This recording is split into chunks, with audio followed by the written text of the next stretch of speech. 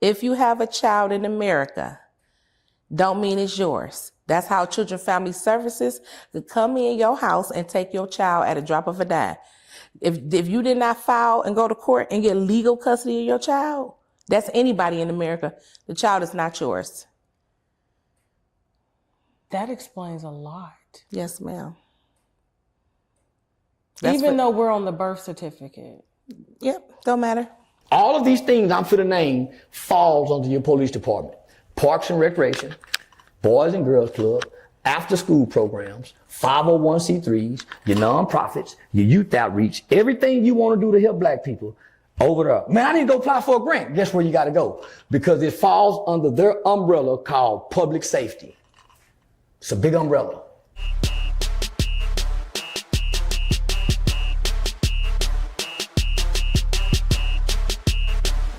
All right, so I'm excited to have, I gotta say, this first exclusive because you have not told your story. Well, I haven't told it since 2015, maybe 16. I always tell the story, but I haven't been back. I haven't been in the media lately. But you haven't been in the media lately, but too, like when I go to like research you, there's very limited, it's like sound bites online. Yeah. No one has ever sat down to really kind of unpack it all with you. They only take it, isolate it. And of course, I feel like they use the content to raise awareness. Also, it could be used to rage bait because, you know, a lot of people like to do that just for the views of it all. But instead of understanding what something like this does to a family, siblings of your late son, Tamir Rice. Yes. Yes. So, Winos, this is is it Samira Rice? It's Samaria. Samaria. Is that what Tamir got his name from? Because it's similar. Well, I didn't know that Tamir and Tajay were Arabic names, and my sister named them. I had already used all the T names I could think of on the other two kids, because all of the kids' name is T. Okay. It began with the T-A. Okay. So she named Tamir, and my cousin named Tajay. I didn't know what the name named it, and they have the same. So they share the same father. So they're always like two peas in a bucket. Yeah, unfortunately. Okay. Yeah. Well, listen, she's all the way down here from you still live in Cleveland, Ohio. Okay, and we're in Atlanta, Georgia, and Charleston White, because I know y'all don't like him. Hooked us up and thought that this would be the perfect platform for you to sit down, and I couldn't agree more. Thank you. Given the nature of what you've gone through and just the viewership that we have. There are mothers like you, there are women like you, they have brothers, they have dads, uncles. I mean, the thing that happened to you, and I think that's the reason why it was so shocking internationally, is because everyone knew that your son, unfortunately, was murdered by a police officer, not shot, not I don't know, wrongfully. No, he was murdered. Yeah, executed. Yes. Without any questions, without saying, put your hands up. Yeah. Without saying, put the gun down. Normally, police have protocols. Yes. As to how they go about, you got 5 seconds to drop the weapon.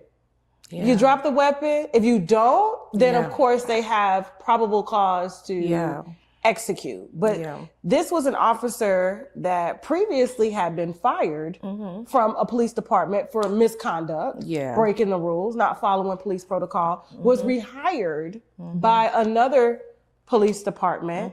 And this was Cleveland Police Department. Where his dad was friends with our chief of police at the time.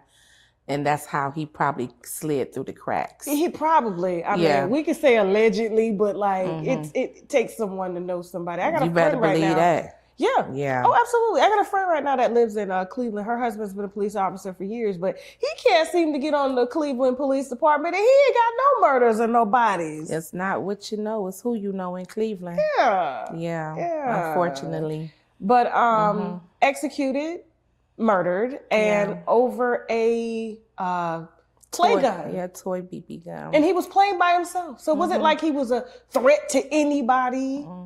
For me, if I'm a police officer and I get a call, because there was a call made. It was multiple calls. There's multiple calls made. ma'am. There's a kid Playing with a toy gun from the guy that was sitting inside the gazebo. He was drinking a beer. So there's some things that the world don't know, that he was drinking a beer, sitting inside the gazebo. He said it's a juvenile and he think it's a fake gun or toy gun. And that was probably the second call, because I got from my attorneys that 2 women on the street had made calls about a man menacing in the neighborhood. I think that's what the call was. So I didn't even know it was multiple calls to 911 that day, till probably about 5 or 6 years ago. I didn't even know. And nobody was hurt. No. No threats were made to anybody. No stick-ups. No robberies. It was like, we just see what appears to either be a man or a kid with a gun. Can you come check on it? Yeah, basically. Okay. He was not a threat, because if you really look at that video, and I have the extended video, and we always have new evidence, but he was talking to people, because that's the rapid station, the walk through the park. So he was talking and playing with people, going back and forth to the rapid station. They was carrying their groceries, because the park area, then it's the residential living, and then you have the public transportation. So yeah, he was playing. And being a kid, his sister had just left him for a second, because there was a lot of kids out there playing that day, and they had just went in a wreck to get water and use the restroom, and Tamir just stayed out there by himself that day. Yeah. It was a whole bunch of kids out there playing that day. Like I said, when we get a new prosecutor, hopefully they'll want to open Tamir Rice's case, and then I could present my new evidence. Because we know Timothy Loman never said, put your hands up. You couldn't have never said, put your hands up with the window still rolled up. That's with the window still rolled up. How can you do that? And just seeing the video like I did, I know my son was scared when they pulled up on him. And my daughter, she was 14 years old. She was the 3rd person on the scene. The 2 police officers did my daughter, and they tackled her and handcuffed her and put her in the back of the car. She was forced to watch her brother die. Yeah. So I just never thought to sending 2 children out to play, I'm only going to get 1 back.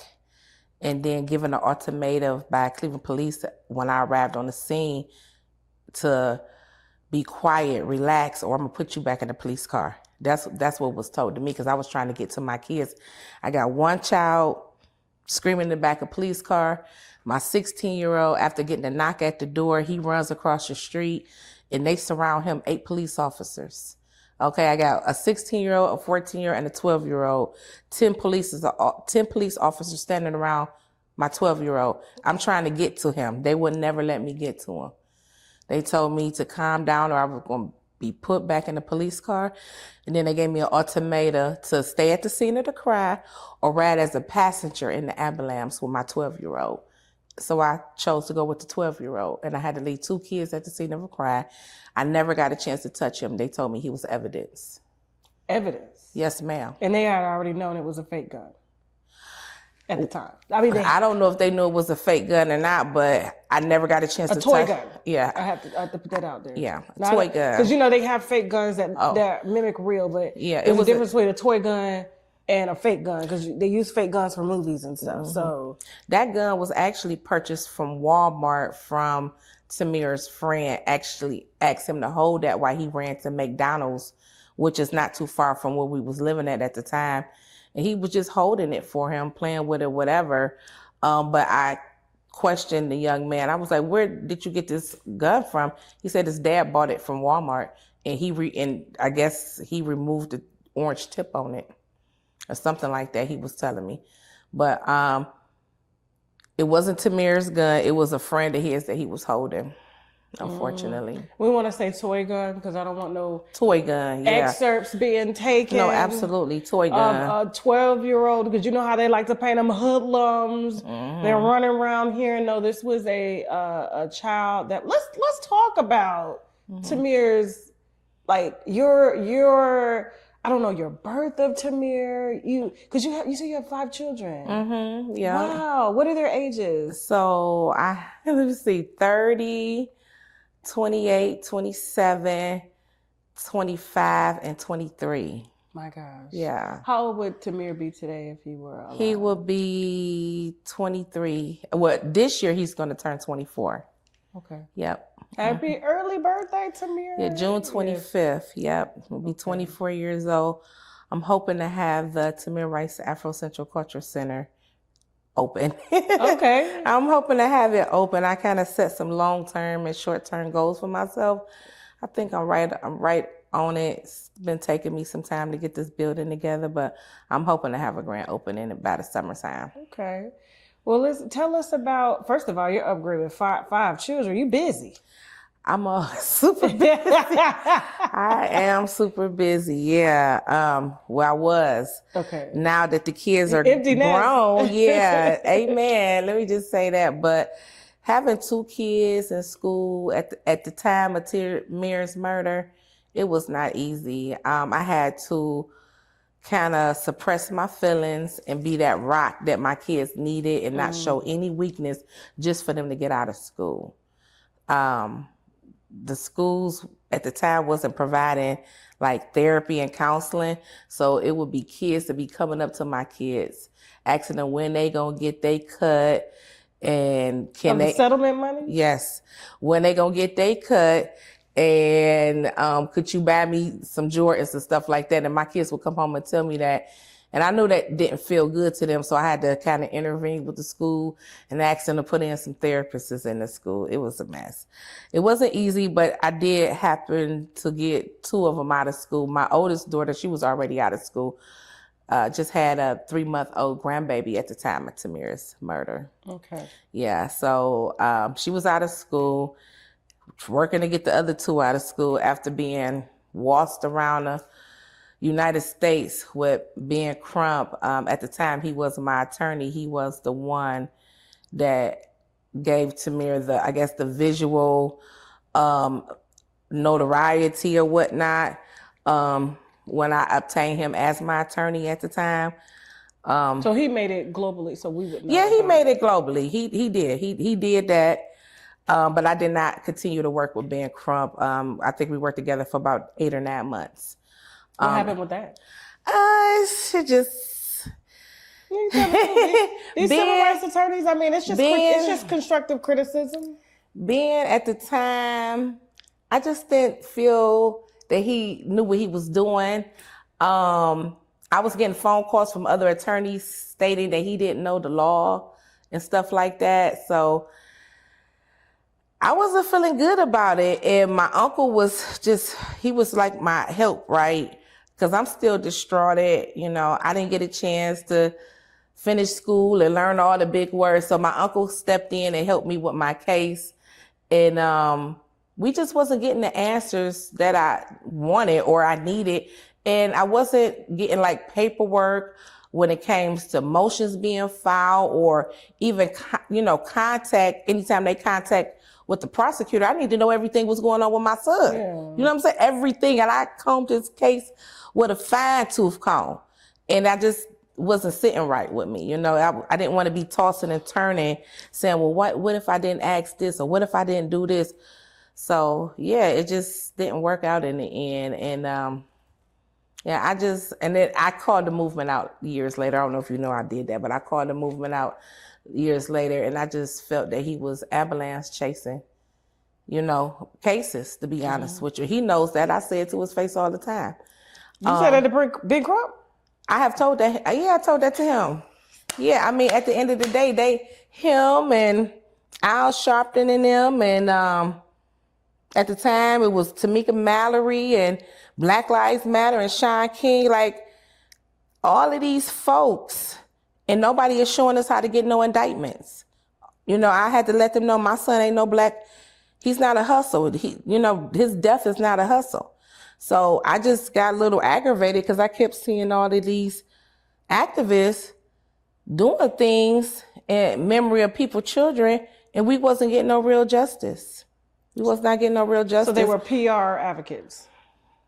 which are public relations advocates to, they bring awareness to they bring the awareness, situation, which is race baiting.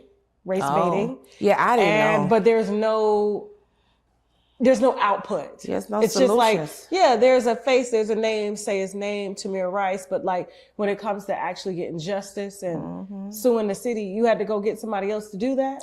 Yeah, I did. Ben Crump wasn't able to do that at the time. I don't really know what he's doing now, but I wanted to. Well, first of all, yeah, girl. First of all, you said a lot there, John. When we're stressed out about anything, including debt, there's so many other detriments to our lives, our health, our family, our friends, all can see it on us. And then when you become debt free, you can start focusing on things that truly make you happy. It really is true happiness. I've had many individuals make up with family members after going through bankruptcy because they don't have the stress. It really changes your mindset and it allows you to have the freedom, the mental freedom to take care of what's really important. And I certainly recommend it for everybody because, as we all know, life is too short. My wrongful death docket was like 8 or 9 pages long. With Ben Crump? Yes.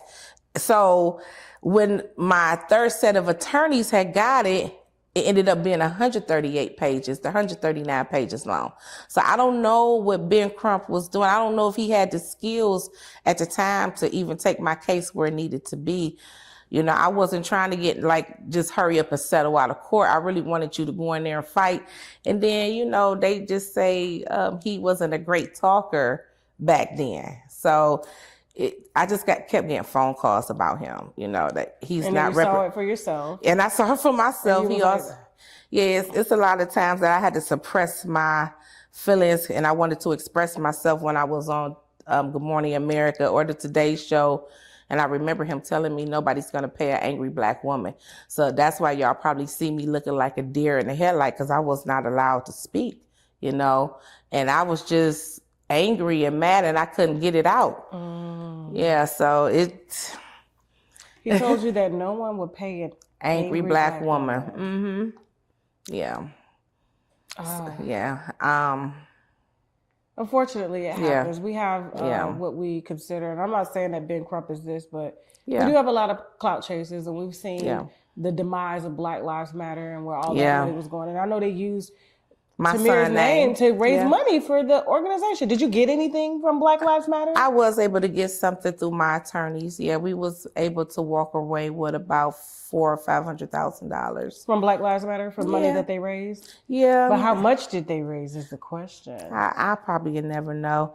I'm still waiting on Shawn King to pay me the rest of the $100,000 he owed Tamir for doing whatever he did in Tamir's name without my permission.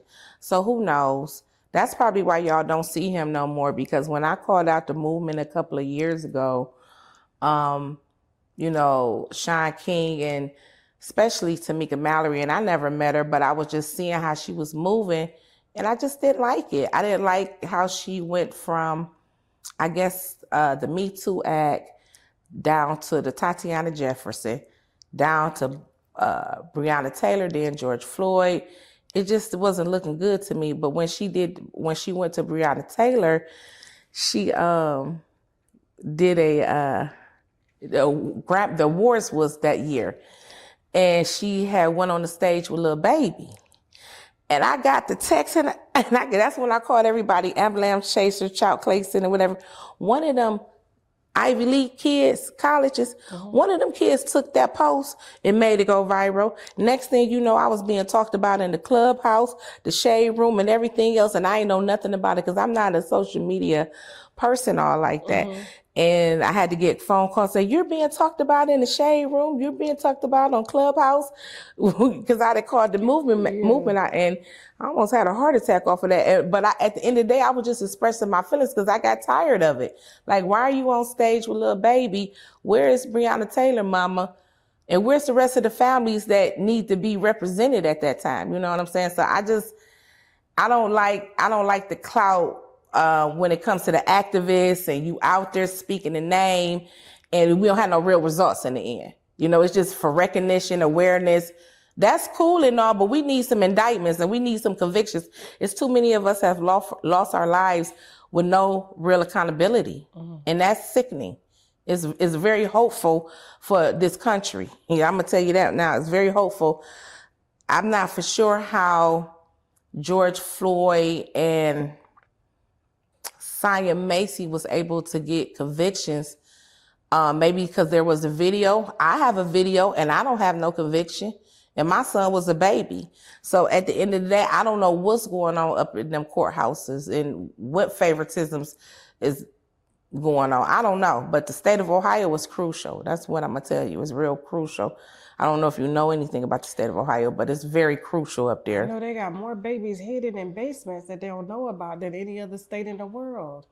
When they had found them girls in the that had been living in the basement. Oh, the Castro, yeah. Yeah, like... I can tell you a little bit about that because Cleveland tendency to mind their business, the neighbors tendency to mind their business. I can't understand how nobody, and they sent police out there, but Cleveland police don't never do their job correctly. It's the summertime, it's boards on the windows, and you see somebody coming in and out. All the boards is boarded up. That should have been a red flag there. All of that stuff that was in the backyard, the pool, how it was set up and everything. I mean, whatever it was, like a little baby pool. That should have been a red flag. It's multiple things should have been a red flag. And then it takes for the guy to walk down the street to hear them say help. We would have never knew nothing if it hadn't been for that episode that happened. I'm going to just be honest with you, because nobody kind of pries in each other's business, which is sad. But Cleveland police, they don't do their job. And they still not doing their job. They still not even in compliance.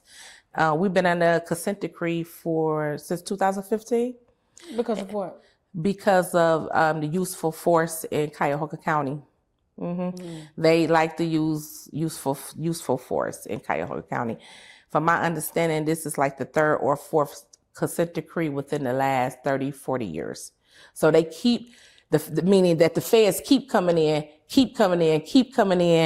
to investigate them. Somehow they kind of pass or whatever and they come back out. But this is the first time we had a federal judge over our consent decree. And we are still not in compliance, which is, I don't understand how they're not in compliance with whatever they need to be in compliance with on that sheet. But can't they cut federal funding to the police department if they're not in compliance? Why do they keep funding them? I don't know. Ohio is a different type of state. I don't know. I will hope that they could cut the funding and put some professors in there to teach some of these police officers when it comes to the delicacy of the mind and how delicate it is. A lot of them need, most of the police officers need like a sociology degree or something like that. For they can understand when you approaching a human being, it's a certain way you're supposed to act. And that's what we missing.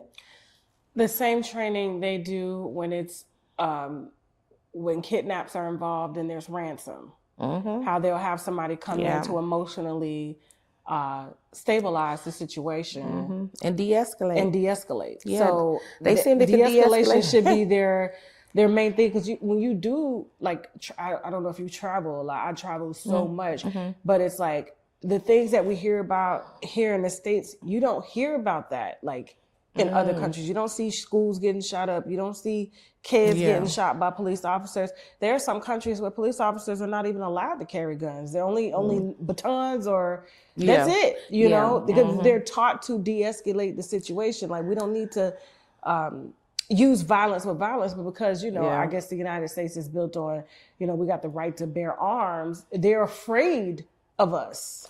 Yeah, it's a mess.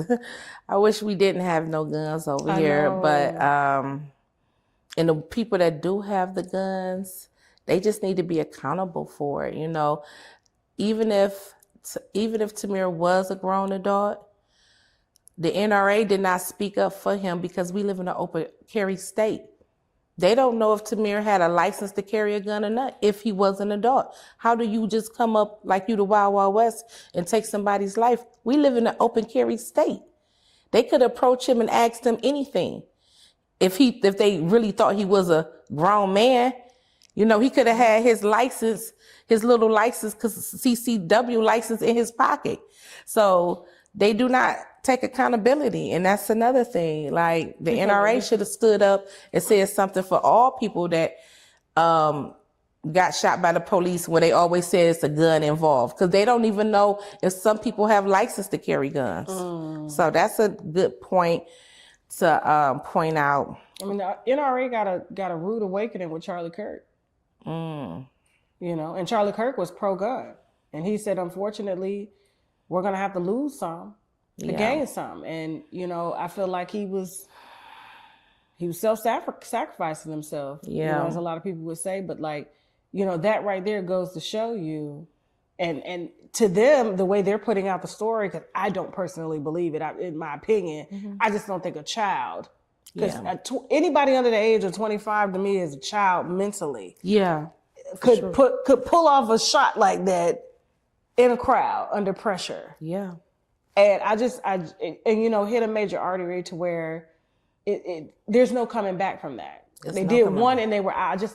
I don't see a child doing that. No. And we haven't heard anything about him. Like, we hear about George Floyd's killer. We hear about Breonna Taylor's killer. All the people who have died. But when it comes to his, it's just like crickets. Where he at? I don't know why Even United Healthcare executor.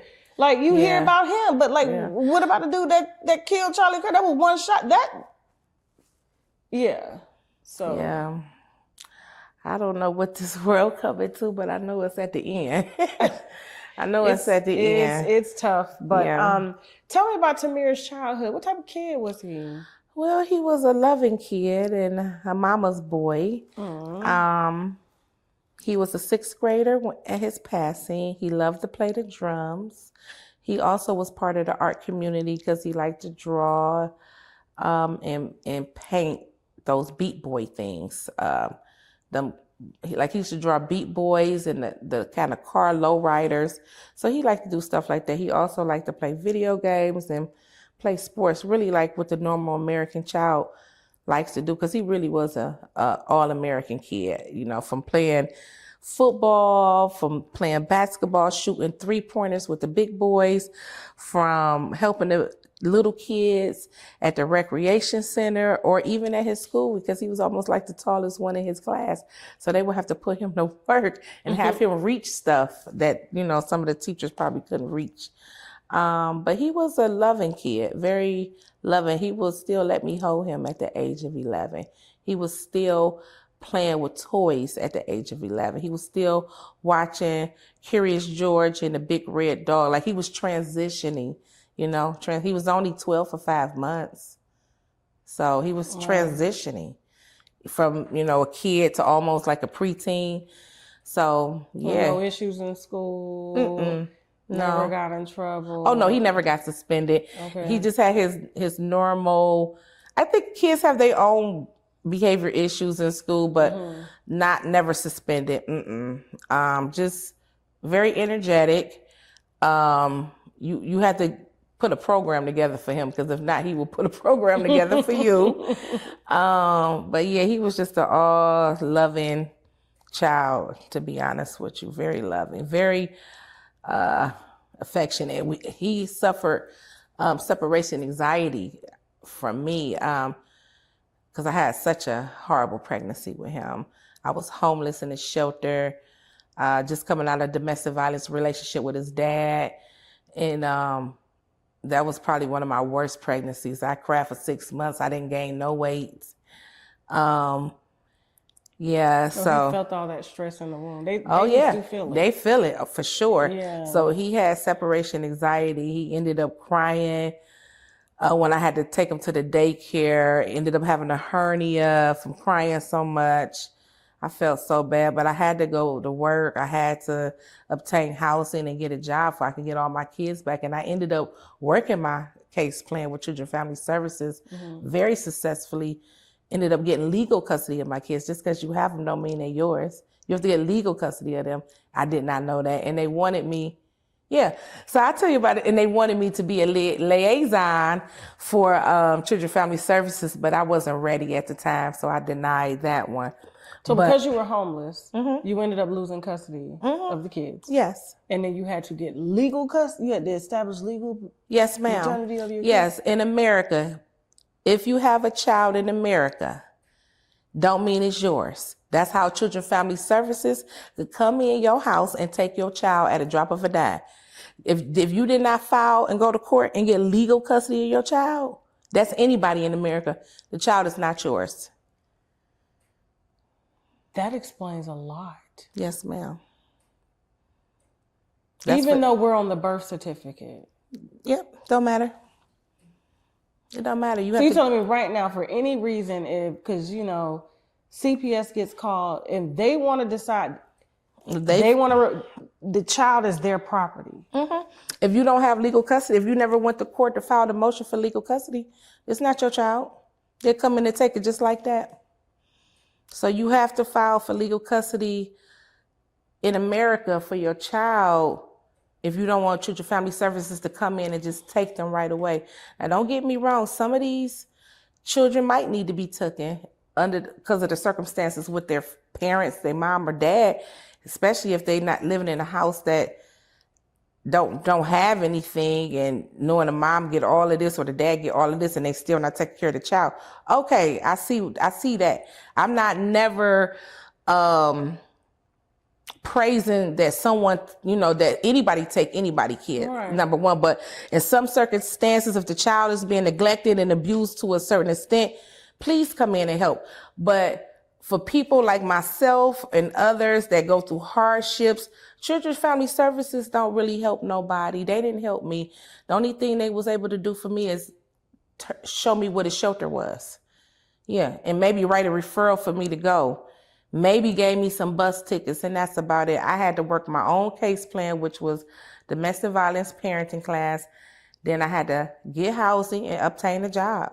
And I did all of that. So you were ultimately punished Yeah. by the state for coming out of a situation that caused you harm, your unborn child at the time harm, your other children, because you have 5 children, and they made you go through all of this to just get your children back and destabilize you. But where's the father?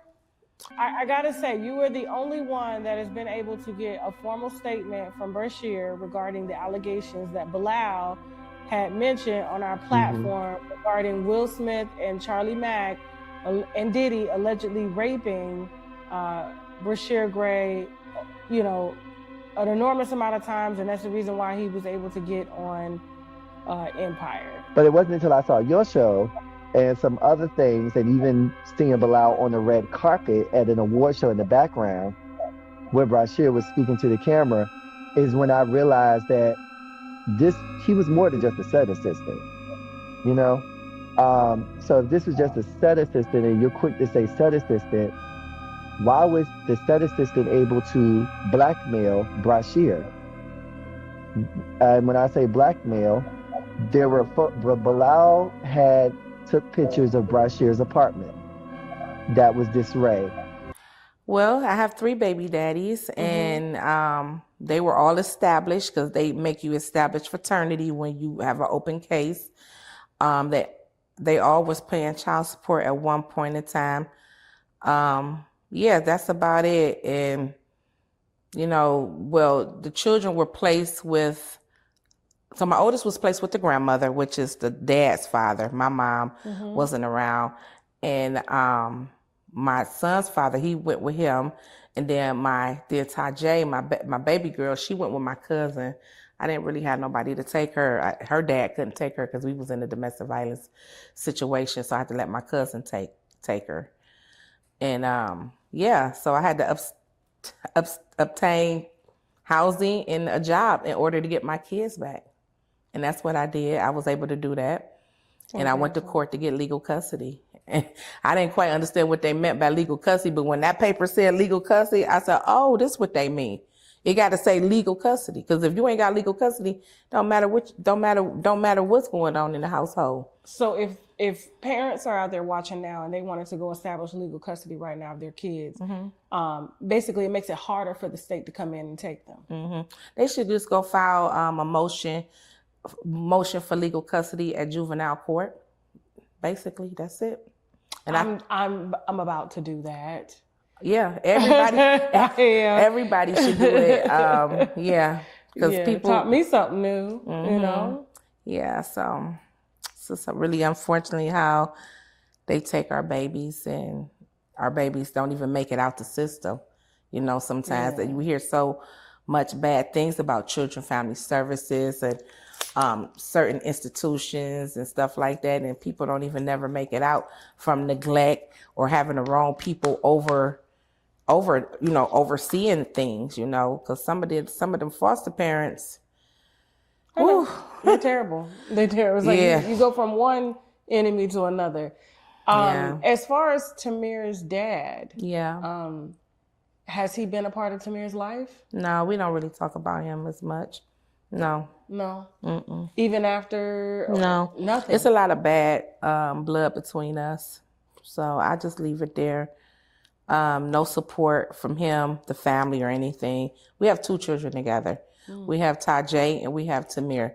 Even after Tamir's death, I have still not got any support. She's 25 now, but I still have not got no support, no nothing. So he's behind on child support, pretty much. Well, no, he's not behind on child support. I guess it's over when she turned 18. It's not, because it could be rearage if he didn't pay when she was. Oh, well. You can go right now and still establish. He get disability, so maybe they probably can't do anything. I don't know. They can't. They'll hit the disability check.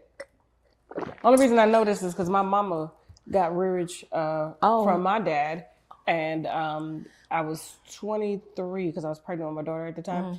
And married, and he was like, "Hey, I need you to help me. Your mom, I got to go to court tomorrow, and she says that I owe her. If I don't pay this, they're going to put me in jail, and it's rearage." So she was still collecting a check up until I was 23. I ended up paying it because I didn't want him to go to jail. Wow. I stay out, they stuff. If she was to call me and ask the same thing, I would do it for her. I just like, all right, Dad, I got you, paying my own child support. What do you do?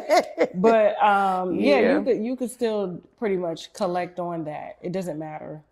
Well, Tajay was getting her own check at one point in time. She doesn't get it anymore because of the settlement and how she lives off of her trust fund right now. And I was gonna say, did he try to come around when you got that check? Well, he got his portion. So in the state of Ohio, it doesn't matter if he never paid child support. From what they told me, they recognized that he lost a child. So from them recognizing that he lost a child too, he was able to walk away with some money as well. Yeah. Yep. In addition to the $6 million, because that's addition. No, that's within the $6 million. Yeah, that's within the $6 million. I would have fought on that. I tried. I'm like, he don't have legal custody. I tried, and that magistrate was not having it. There's some scary white men in the city of Cleveland, especially at that probate. That probate department, it's like a mobster being run down there. You hear me? It's scary. That's all I got to say. If you don't know what you're doing, you better find somebody that do, because when you go in that probate building, you have to know what you're doing. Them people do not play. And that's where all the decisions being made about money and property and assets and stuff like that. They give me a headache. I feel like I got to go to school to be a lawyer just to deal with them. But it's a lot. They probably don't even know their job. That's the thing. It's you go a down lot. there, some of them courthouses, they got all their paperwork. It's like, do y'all know what y'all doing down It's here? a lot to deal with, and the magistrate just wouldn't let up. But I don't think that magistrate is there anymore. So I'm happy about that. But we still have to deal with Anthony Russo was the judge for us in probate. The person For the settlement case? Yeah, for the settlement case. Yeah, Okay. Judge Anthony Russo. So I probably will be revisiting him in the future, because my daughter is still living off of her trust fund, and I need to kind of adjust it, because when they did it, she was 17. So I need to adjust it to now she's an adult, for things can run a little bit smoother. But Cuyahoga County is very crucial. I'm going to just be honest with you. It's crucial up there. I know we got a lot of states that's similar or cities that's similar, but ain't nothing like Cuyahoga County, Cleveland. I'm going to be Cleveland. So, it's the trenches, man. It's like cutthroat. I heard somebody say that the other day. It's like cutthroat in Cleveland, for sure. Cutthroat. It's like crabs in a bucket. You know, I have a team member that's from Cleveland, and he can't stand it. He's like, I'm never going back. I'm never establishing residency there. I can't deal. He said, and you could tell like he was raised with some type of trauma, not from his family, but from living in Cleveland. I'm a black man. Are they finna come get me? And yeah, I'm like, it's scary. Dude, you safe, man. We in corporate America. What is you doing? But he still, you could tell by the way he was programmed. No, you don't know these police. You don't know these. In Cleveland, people. they real rough and well, how can I say you don't know if you can get a bad one or a good one that day. Let me just say that. And the way that they train these officers, I don't think they're training them correctly because how do you get 20 hours worth of firearms? Is firearm training? Yeah. Training? Is that it? 20 hours? They need more than 20 hours. And they need a certificate for them to pass a psychological test. I told them to take some of that money that people want to defund from them. Go get a professor from a university and bring them in to teach one of them academy classes and get them a sociology certificate. You know what I'm saying? I didn't know that all you had to do was have a high school diploma to be a police officer. They don't require anything. They need to require a whole lot to be a police officer. So it's just hard. I'm only one voice in Cleveland. You know, it's Cleveland, you know, certain communities do stand up for me, especially the west side of Cleveland stands up for me. The west side of Cleveland is predominantly mixed. It's like diverse on that side. And then the east side is predominantly black. It's not too much diverse. So a lot of my support comes from the west side of Cleveland, where they just come up and show up for Tamir and myself whenever I want to do something in the city. And I'm very appreciative of that. Unfortunately, you know, I've been working on the Tamir Rice Afrocentric Culture Center since 2019, and I have not had a chance to get any type of support from the city of Cleveland because I guess I'm not with the who's or the what's, and I kind of just stand alone because I don't want to be used by the city of Cleveland because they didn't use me so much. I don't want to continue to be used. What you mean use you? I just think that, you know, when it comes to Tamir's political, right? So when it comes to the political platform, they will mention his name. They may use his face. And just acting like they all down for me where I don't feel nobody in Cleveland, especially when it comes to the council and the mayors that we have had, county council, like the community is just suffering so poorly. And I come in there and I speak, and I speak in reference to what's going on in the community or what's going on with Tamir. If I may mention we have an event, or I may mention something about the school that we just helped redesign, the park area that we just helped save. They hear all of that, but as far as any kind of single support, they don't help me uplift his anniversary, his birthday, nothing.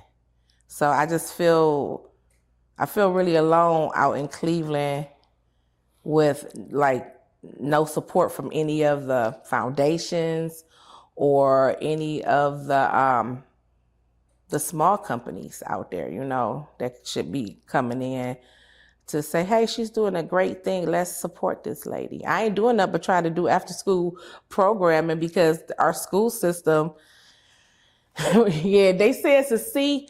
I don't know how it was a C when it was just the F and the D 2 years ago. They closing half of the schools, they combining them, and our children just be on the corner. And I just didn't want to continue to see that. So I did the Tamir Rice Foundation, which we developed the Tamir Rice Afrocentric Culture Center, where we provide after-school free programming for our inner-city children. Yeah, with mentoring, tutoring, expression arts, free music lessons, and we have a performing arts studio in the back. Tamir, one of Tamir's favorite things to do also, he liked to act.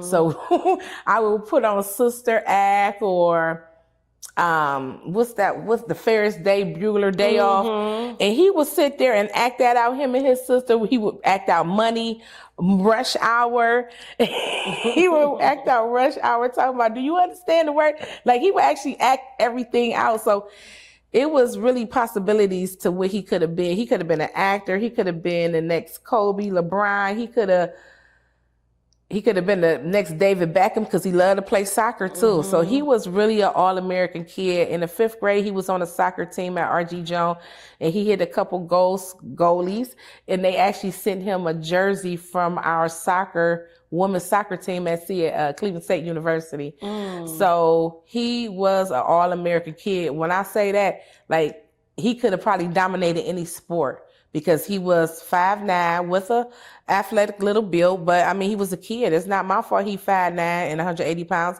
His dad is 6'4" with an athletic build. So he was going to be tall. Okay. And Tajay, she's not that tall, but everybody's taller than me. But I knew he was going to be pretty tall, because he was tall. He was tall when he was born. He was a handsome kid. Thank you. Tell me about your grieving process. Have you completed all phases of it? No. I don't really get a chance to do a lot, because I'm super busy being a mother, a grandmother, a voice in the community, and still building Tamir's Afrocentric Culture Center, and building Tamir Rice Foundation, and making sure I build his legacy correctly. So I grieve every day, because I don't know how I'm able to do this. I don't. If I had to do it, I wouldn't be able to get up out the bed. I know it ain't nothing but God and the spirit that's leading me, because I haven't had a chance to mourn my son. I've been fighting since I hit the ground, so I have had some retreats here and there, but it always feel like business. I don't get a chance to just not let go. It's like I'm always worrying about something, especially if you're a mom and you have the fear of getting a phone call and them kids be calling my phone. I be scared. So it's just like I'll be living like this for the rest of my life because of what the police has done to me. Yeah, I'm tetrified. Was there any remorse shown from the police department or the officer that did it? Did he apologize to you? No, I just stopped him again from getting a job. Timothy Loman. Well, actually, he was trying to get a job still? So, yeah. So after the death of Tamir, so let me give you his record right quick. Yeah, please. After the death of Tamir, he tried to get a job out in Bel Air, Ohio. They contacted me and said, Ms. Rice, could you please come down here and do a protest march? We don't want him in our community. Bel Air, Ohio. I had got one of my attorneys and we made phone calls into Bel Air, Ohio City Hall, the police department. They ended up letting him go. Resigning is what he likes to do, resign. Once he found out that I'm on his ass, he resigns. Okay? He resigned. The second thing was he was acting like a first responder. And he was playing football with some of the first responders. Some of the black guys found out who he was and they was about to whoop his ass. So he ended up leaving that. He went to Cuyahoga, Pennsylvania, where I guess they didn't recognize who he was. And at this point, I'm like, well, is his file following him? Because if his file is following him, they wouldn't dare hire nobody like this that murder kids. Come to find out, the reporter contacted me. Now, this was a small city in Cuyahoga, Pennsylvania, with like less than 1,000 residents. I didn't know and they was Trump supporters. Okay. I didn't know that they put my son's face on pictures in protest and they didn't want that man in their community. I didn't ask them to do that, but thank y'all. Okay. Thank y'all. I didn't ask them to do that, but they did not want him in the community because of what he did to my son. So him trying to move into communities when they find out that, oh, wait a minute, you living here and Yeah, they contact me. I guess it'd be a reporter. It may be somebody from the ACLU. They always contact me. They contacted me when he went to West Virginia. He went to White Surfer Springs. From there, he went to Montgomery, West Virginia. From there, he went to Snowshoe, West Virginia, where I just found out over Christmas that he was working, and my team worked fast. We made phone calls, and my attorney attended emergency meeting where Snowshoe Resort is a small town with rangers and stuff like that. They decided to let him go. They decided to let him go. Amen. And then I have to see if he's out in Gilmer County where he was with Smokey. Smokey was the sheriff out there. He's a black man. His name is Smokey. And he did not never return my phone call back, but I don't think that Timothy Loman is working out there with Smokey, but cause they'll call me. Somebody will call me and let me know, like, he's still working, Miss Rice. So I don't think he's working in West Virginia. Now, if he try to go somewhere else in West Virginia, I'd be surprised. I'd be surprised if he become an ICE agent, to be honest with you, because that's how corrupt he is, and that's how corrupt this system is. So we should be careful, and we should be aware. It's not fun at all. And Frank Gramback was the driver. He was the FTO trainer. He was like a senior trainer with Timothy Loman. He's second in command in the police department. He's second in command. That's all I know. Is it because he didn't pull the trigger? Yeah, he's second in command in the police department. He didn't really get no ridicule against him. I think he got, a 5-day suspension? Yeah, I think he got that.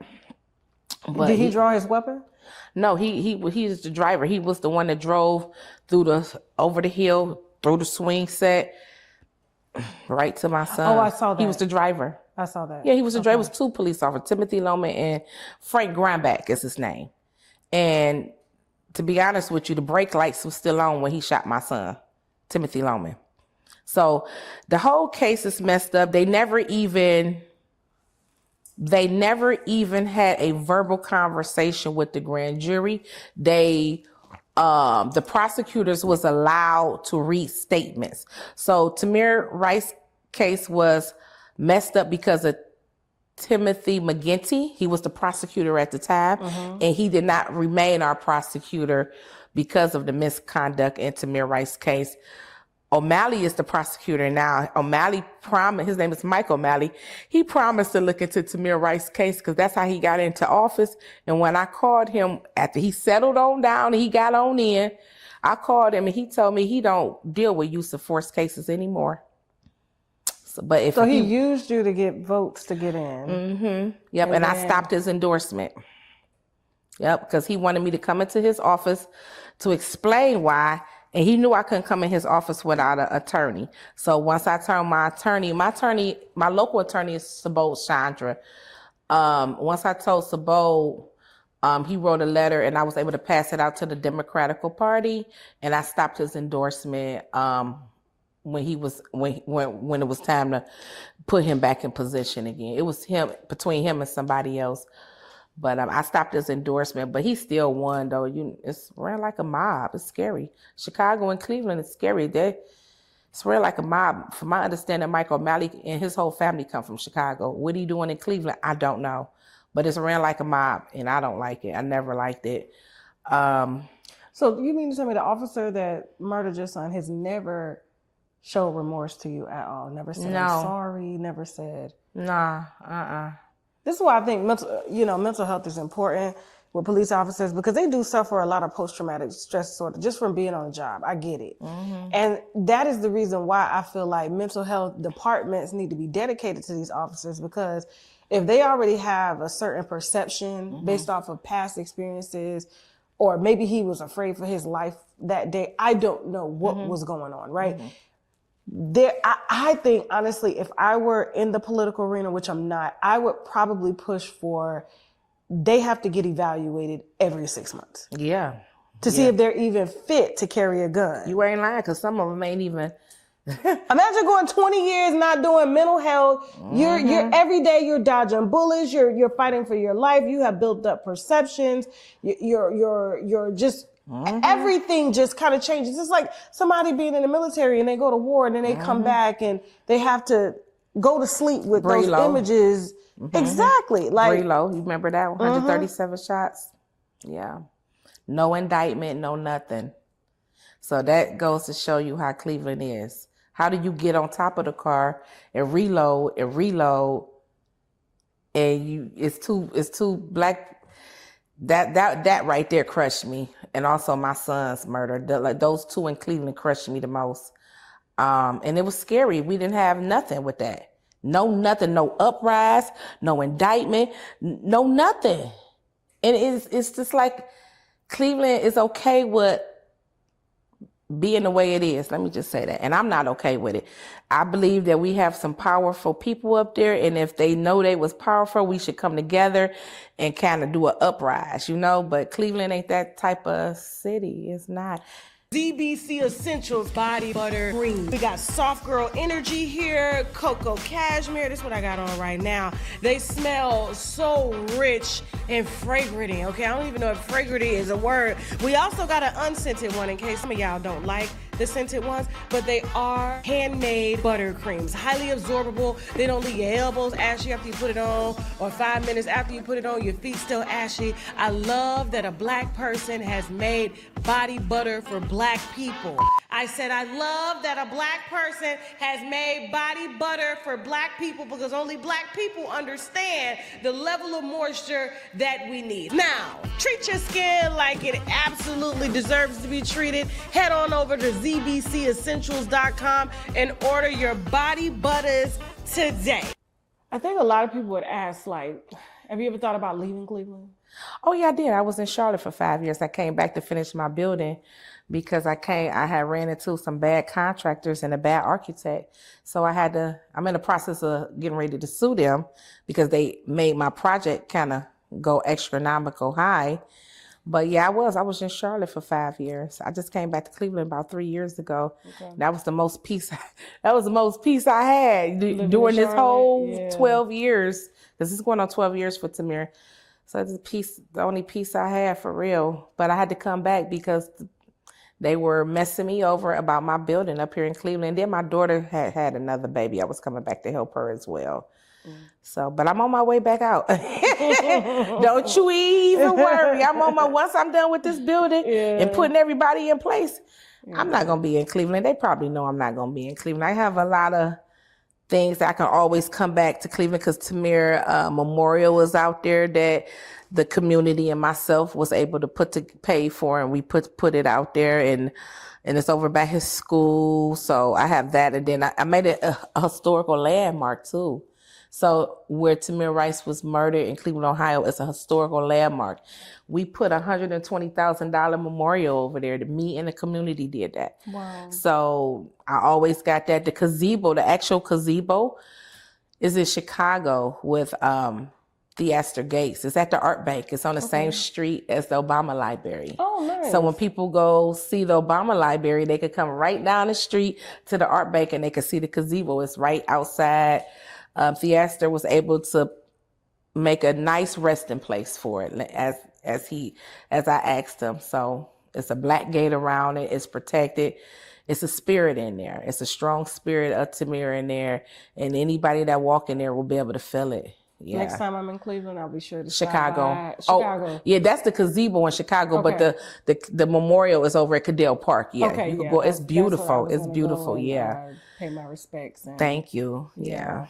So. Real quick before we wrap this up, how did you get in contact with Charleston White? They hate him on the internet. I keep telling them, like, Charleston is one of the good guys. He's definitely one of the good guys. I just know Mr. White from mentioning my son's name, and I'm so appreciative of him mentioning his name and speaking righteousness about his name, right? And trying to hold the community accountable and saying that y'all should be standing up for this baby as well. And I appreciate that. So that's kind of how I knew about him. But my bestie, Kim, she actually been trying to reach out to him for over 1.5 years. I think she was trying to reach out to him through Say Cheese TV. I had nothing to do with it. It was some conversations transpired. We never got to Charleston White, and then she just kept reaching back out. And one day he finally called back. Nice. Yeah. Okay. Cause So that's how we got connected. That's how we got connected. Cause she said, he always say, she's like, he always speak about Tamir. You gotta meet him. You gotta meet him, Sam. They call me Sam. You gotta meet him, Sam. He always speak about your son name. I said, yeah, I know he always speak about my son name, but I don't even know where to look for him at.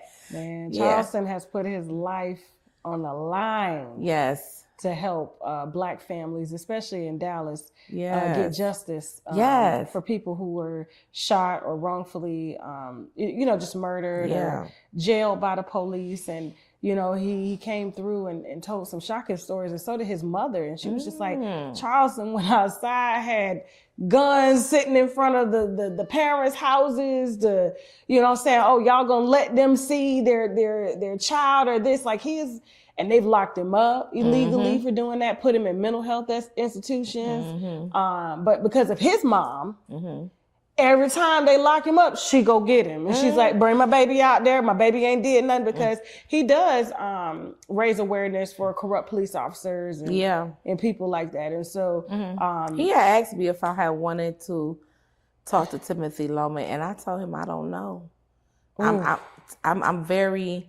I'm crushed. I'm hurt. Oh, that gave me chills. Like he said that I should try to meet with him, and I'm like, I have to think about that. That's very tough, because he's disrespectful by still trying to be a police officer for the 5th or 6th time. Why am I stopping him? Like, why are y'all calling me? Say, Miss Rice, what is he doing out here in West Virginia? Ma'am, I don't know what he's doing. This is somebody reached out to me on Messenger on Facebook, okay? A community person, and asking me, why is Timothy Loman out in West Virginia? I don't know, but I'll do what I can to make awareness, to make my phone calls, and make the noise that I need to make. Because they always want to go protest. Once anybody find out he's a police officer, they calling me, do you want to go down there and protest, Miss Rice? I'm like, hold on, let me get some more information first. So yeah, they always calling me to come protest when they find out that he's back trying to be a police officer. I had stopped him already like 5 or 6 times. I wish he stopped. Why not, I guess, do this in reverse, Timothy Loman, which is maybe be an advocate against wrongful shootings for officers, or going around to police departments to educate them. Why do you still want to? You can't be trusted with a gun around anyone. No. And to me, that is mind-boggling. I will continue to do that until he flips the script and tries to be on the safe side. It was like years ago. This is before I had a public show. Well, it was public. It was on local radio, but it was no visibility to the show, so which means it was only voice. I had interviewed an ex-KKK member, it was Klan member. And this man, got bodies. He's been to jail. And he said, I was taught that. Like, it's not something that, I didn't get to wake up and be like, I want to be this today. This is what was bred in me and my family.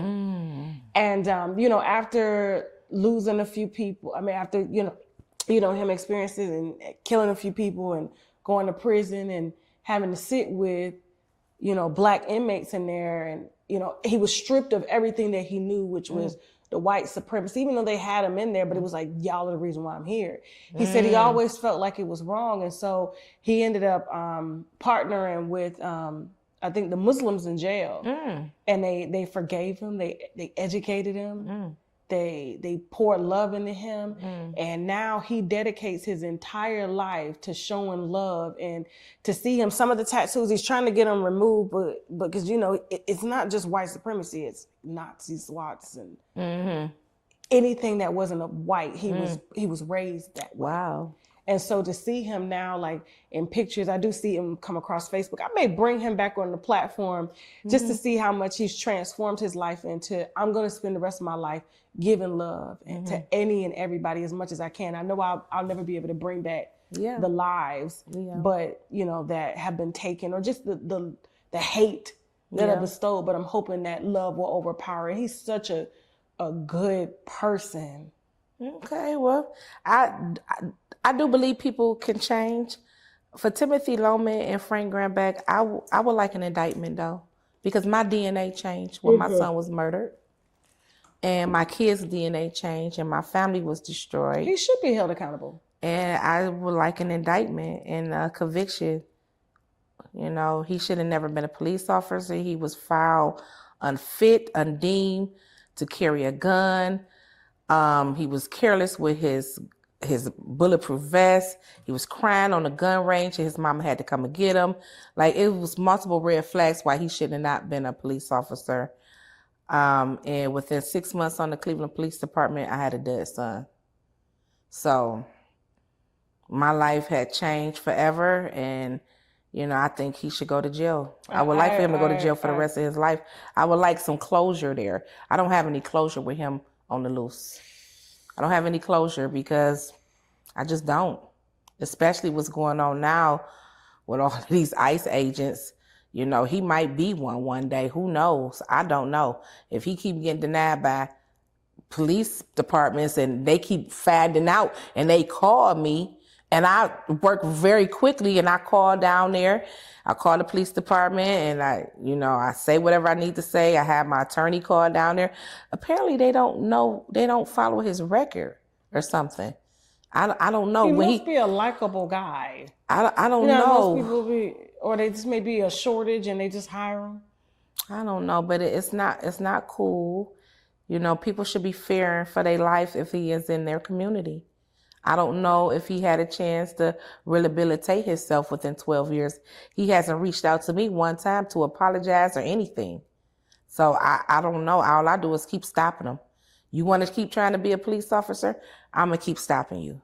As you should. Yeah, that's just where it's at. All of the focus is focused on him. But with Frank Grandback being second in command at the police department, I just haven't had a chance to run into him yet. I don't really have nothing too nice to say about him, but he should be held accountable too. A year before my son was murdered, he beat up an African-American black woman, and that city paid her $100,000. She wouldn't even talk to me because I was trying to build a racist case on him. Yeah, she wouldn't even talk to me. Is she under an NDA? Like when she probably would. Yeah, she might have been on like a gag order or something. Yeah. So she wouldn't even talk to me because I believe that Frank Grandback was racist, and that's just what I believe. Or is, still is, or whatever he is. But I do believe that because I was trying to build a case on him, but she wouldn't talk to me.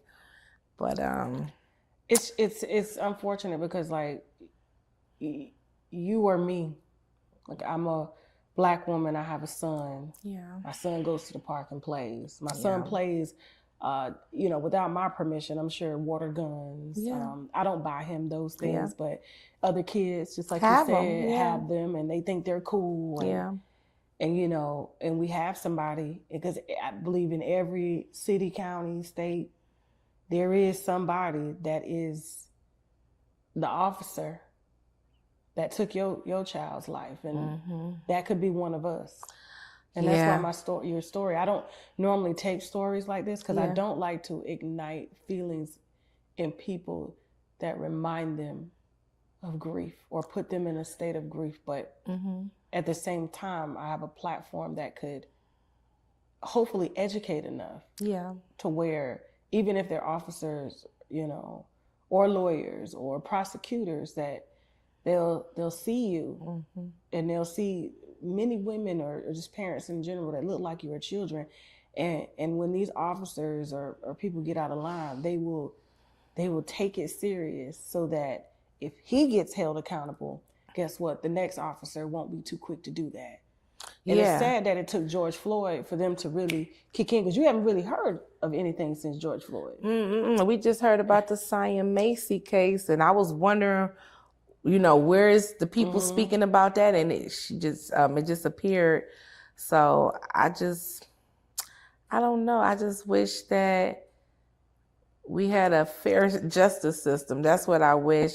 And I wouldn't have to hurt and be in pain all the time, and be fear of my life. At the end of the day, it's about what's right and what's wrong. Okay. I'm not looking at no culture or none of that. I'm looking at what's right and wrong. Now, if Tamir was a white boy, it's possible he could still be alive.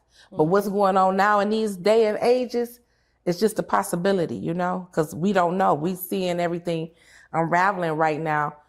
You know, nobody's safe in America. I was talking to you about that Nobody's during safe here. our pre-call. I said, you know, it's a dangerous world when white folks are dying for civil rights and nothing is being done about it. And they're making up stories as to how it was done. Or the officer that shot and killed, the ICE agent that shot and killed that woman in the car. He had been hit and received stitches 6 months earlier. Or the AI video that's going around of the doctor saying, you know, that he posed a threat. And I'm like, it was for y'all. Like, how was there a threat? Like, it's never a threat. And you know, if they've escalated from us to, you know, them, it's like, who's next? And I say this, and, you know, I'm sure that this may be taken the wrong way. And it's a lot deeper than what people think, because like I said, if for years Black people were dying. Oh yeah. Now white people are dying. And it's like, who's behind the deaths? Who are the ones that are not dying?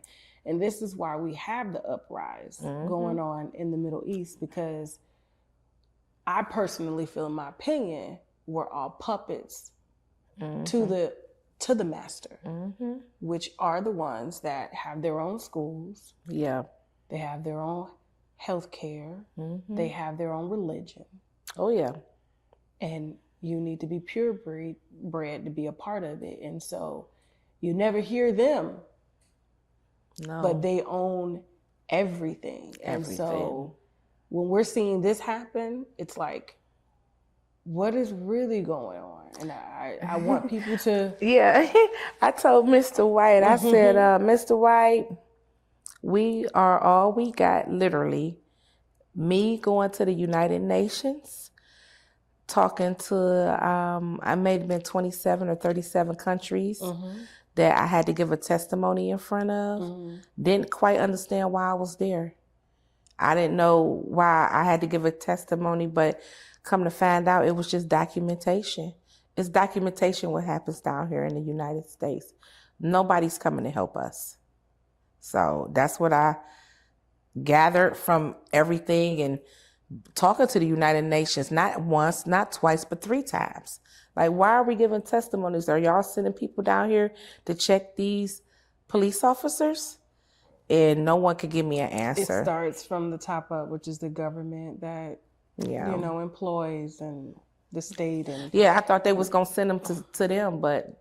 We are a land of savages. Yeah, you're right. And rejects. And the rejects was rejected out of Britain, UK, and they came up over here, and they took the land, and now they and everybody can carry guns because they knew one day somebody was going to come back to collect. Lord, have mercy. You can't shed that much blood, and my God.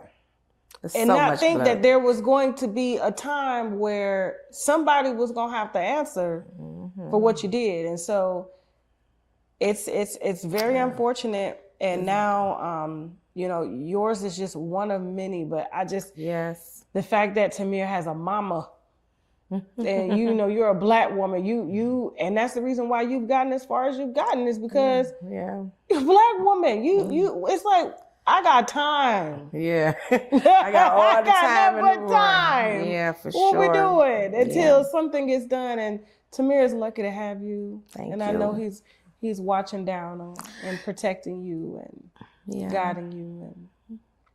And I appreciate that. Thank you so much. It's a struggle every day. And also with my kids, so I have 3 children living now. My first child that I buried was a stillborn, unfortunately, at 6 months. And like I said, that was a lot for me to go through because I'm 19. My baby fully developed, and they made me hold him. And I just 19 in shock, speechless, didn't really have a lot to say. I don't even really think I cried a lot because I was confused on what happened to my baby. I thought the doctors, supposed to be watching what's going on.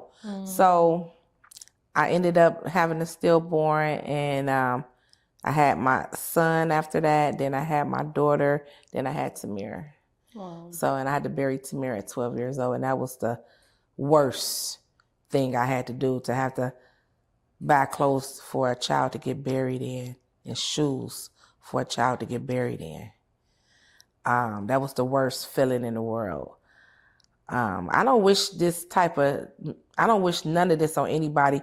You really have to be a chosen one. And there's so many of us that has been chosen, but I'm talking about a particular chosen one to kind of carry this torch, to be honest with you. And for some reason, he picked me. The Almighty Lord picked me to carry the torch. I don't know why, but he picked me to carry the torch, and I'm going to carry it. I got a lot of fire in me, and I'm very fierce. And I'm here to bring the drama and the noise if that's what they want. I just really need a team. I need a big team behind me. But I know how this world works, right? We're going to have some casualties of war, and it's just not a fair corporation that we live in. I'm going to just say corporation because we know America is it's a business here, y'all. This is a whole business, and I really thought that I was going to get justice for my son. I did. I really thought at the time. What do you say to people that think, well, you got paid? Do you put a price on a life? No, you don't put no price on no life. No, ma'am. That money was given to me by the judge to say you could go heal your family now, basically. Basically, that's what they said. You could go take this money and do good by your family with it. Yep, that's what I was told. And if I didn't take what they offered me, they was going to make me wait a couple extra years, and it probably not have been $6 million. It might have been $4 million. And then they can appeal that. Yeah. So they did these urban cities. They do a job on you. I come straight from Cleveland, right out the gutter, broken home. And I just never thought that I would be here today. I thought I'd been to raise my children like I had planned. I did have a plan for them. I planned everything out, but God had a different plan, and it can happen just like that. I planned everything out for the colleges, from after graduation to their careers. I planned everything out for them, and God just took it, and he showed me who was in control, because at that point I was no longer in control. So life will chin check you, and I thank Lauryn Hill for explaining that to me. I seen an interview when she said, life will chin check you, and I felt that all the way. I felt it all the way. And it has chin checked me. And it has turned me into the woman I am today. Cleveland has turned me into the woman I am today, to be honest with you. No holes barred, believe it. They don't like to see me coming at city council, but I'm entitled to be there. Here she go. Y'all be on y'all P's and Q's. Like here she go. And sometimes it look like they seen a ghost that walk in the room. I know my presence shakes up quite a few people in Cleveland, but I'm okay with it because I haven't done anything wrong. Representing for my son and the people, and for the most part, just want to get this building finished. And Mr. White's going to come and do a comedy fundraiser show for me at the end of February. And he's going to come and speak to some of the children at the library for me that's registered with our foundation. So I'm happy about that. I know he's an advocate for the youth, and he can give the youth a positive direction. So I'm all for that. And I'm grateful for him and you. And I just want people to know Tamir is loved, and we miss him dearly. Yeah, he could have been the next Obama, to be honest with you. I really don't know what he could have been. America robbed him from me. you know? Well, I could tell you what he is. Yeah. He's a symbol Yeah. right now. Yeah. And I know you would give anything and trade anything to have your baby back, I including, sure including would. your own life. You know how we as mothers do. Like, Yeah. take me, leave him. Yes. Take me, and I'm like that with my baby. Take me, leave them. I'm fine. I've had enough. I've seen enough. And but what Tamir Rice stands for is so much bigger. And you know, I think he's bigger than Obama. Right now. And Well, yeah, he is. yeah. You know, it's unfortunately when you know, so many people died on Obama watch, and I'm just don't understand how we didn't. While he was out here fighting for the LGBTQ. Yeah, yeah. So many. I know black they're gonna men. get mad when I say that, but I don't give a damn. so many black boys and black men died under his watch. And I don't know, was that a punishment because he was a black president? They wanted to show us in America that he didn't mean anything. I don't know why so many black people died under his watch. And I don't know, I don't think Obama said or did anything. I think if they were gay black men, he would have stood up for them. Because he sure did pass a lot of laws. And I know the LGBTQ may get mad, but I'm just like, we're human. Yeah. And why is a LGBTQ life above a human life? You are human first. Yeah. You're a woman and man first, regardless of your sexual orientation. And I just feel like, you know, symbolically he stood that, okay, we can do this. But at the end of the day, we all know who's the puppet master. And he was a puppet, and he made sure that we stayed focused on things that really, in my opinion, were just minuscule. Yeah. So, but thank you, Miss Rice. And for your organization, you want to give out the website where you can be found, contacted, donations. Yeah. Tamir Rice Foundation.org. Okay. Yep. And we have a PayPal link. You all can donate on there, and just stay posted on our upcoming events on Instagram and Facebook is probably where you can reach me at. And then on our website, we also have a contact sheet where people always contacted me to come and do speaking engagements or something like that. So there is a way to contact me, TamirRiceFoundation.org or Instagram and Facebook. I love it. Tamir Rice Ms. Foundation. Rice. Thank you. You are beautiful and strong. And I wish everybody had a mama like you. Thank you so much. Winos, and she'll definitely be back. And so just look at that camera and say, now you got to go for now. I got to go for now, but thank y'all for having me. Bye. Thank you, Ms. Rice. Yes. All right, now, where's Charleston? Let's see. Cut. Yeah. Yeah. And we was right on time too. Did he come? Yeah, he landed. So okay, he good. landed like right after you had landed. Yeah. Okay. Yeah. All right, 1 second. Shaq! Winos, let me stop you right now because you got to take a look at these waves I got, baby, waving at you.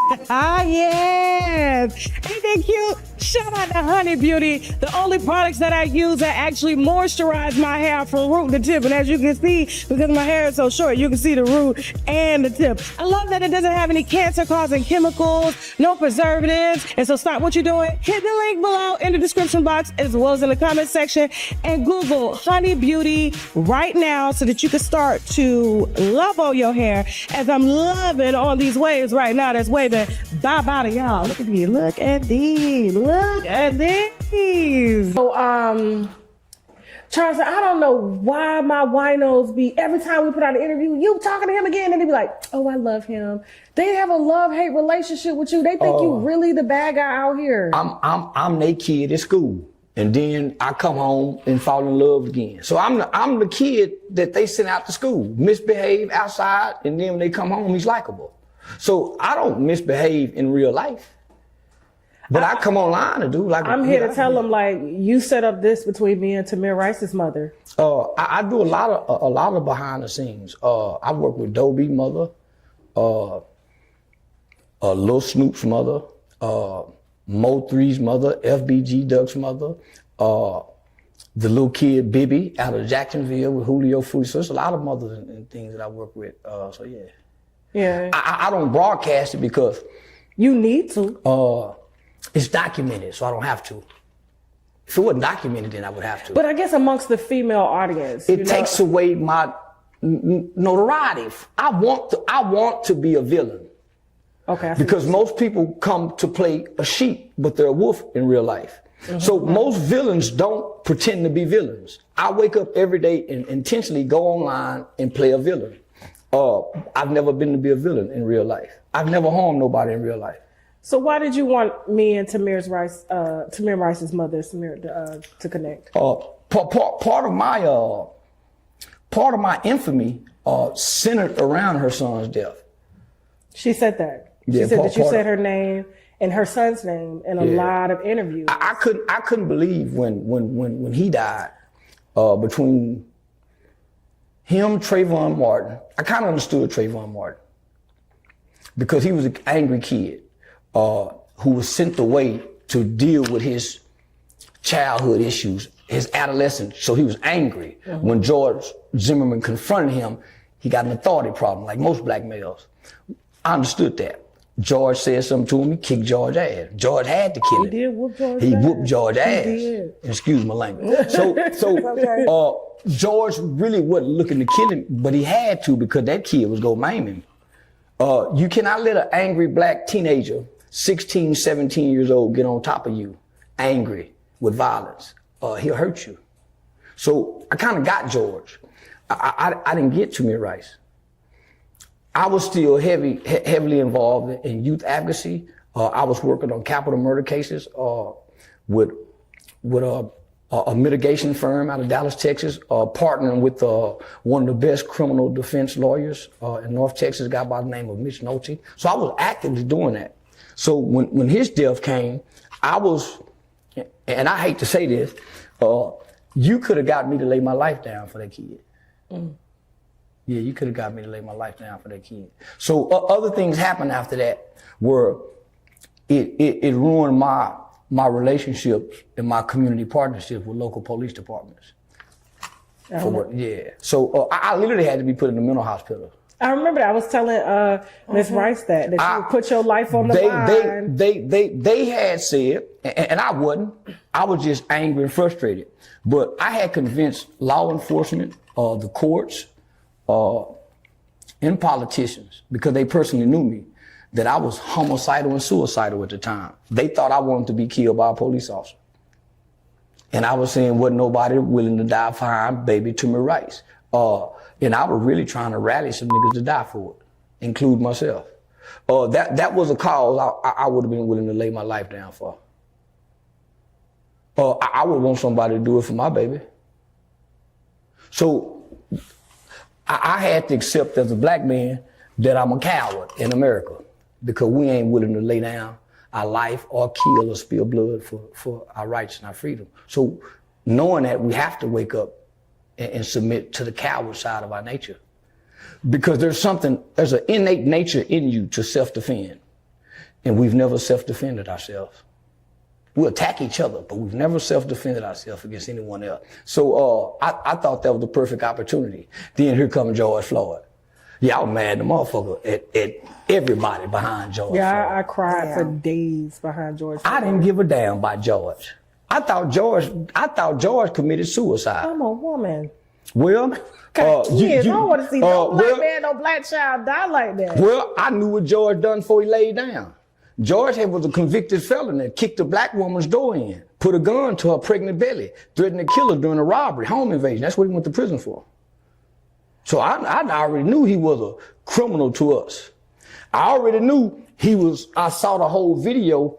I don't know where I was able to see it at, but I saw the whole video with him with the dope fiend nigga and the dope fiend bitch in the car when he digested the drugs. So I'm saying, big old nigga, go to jail.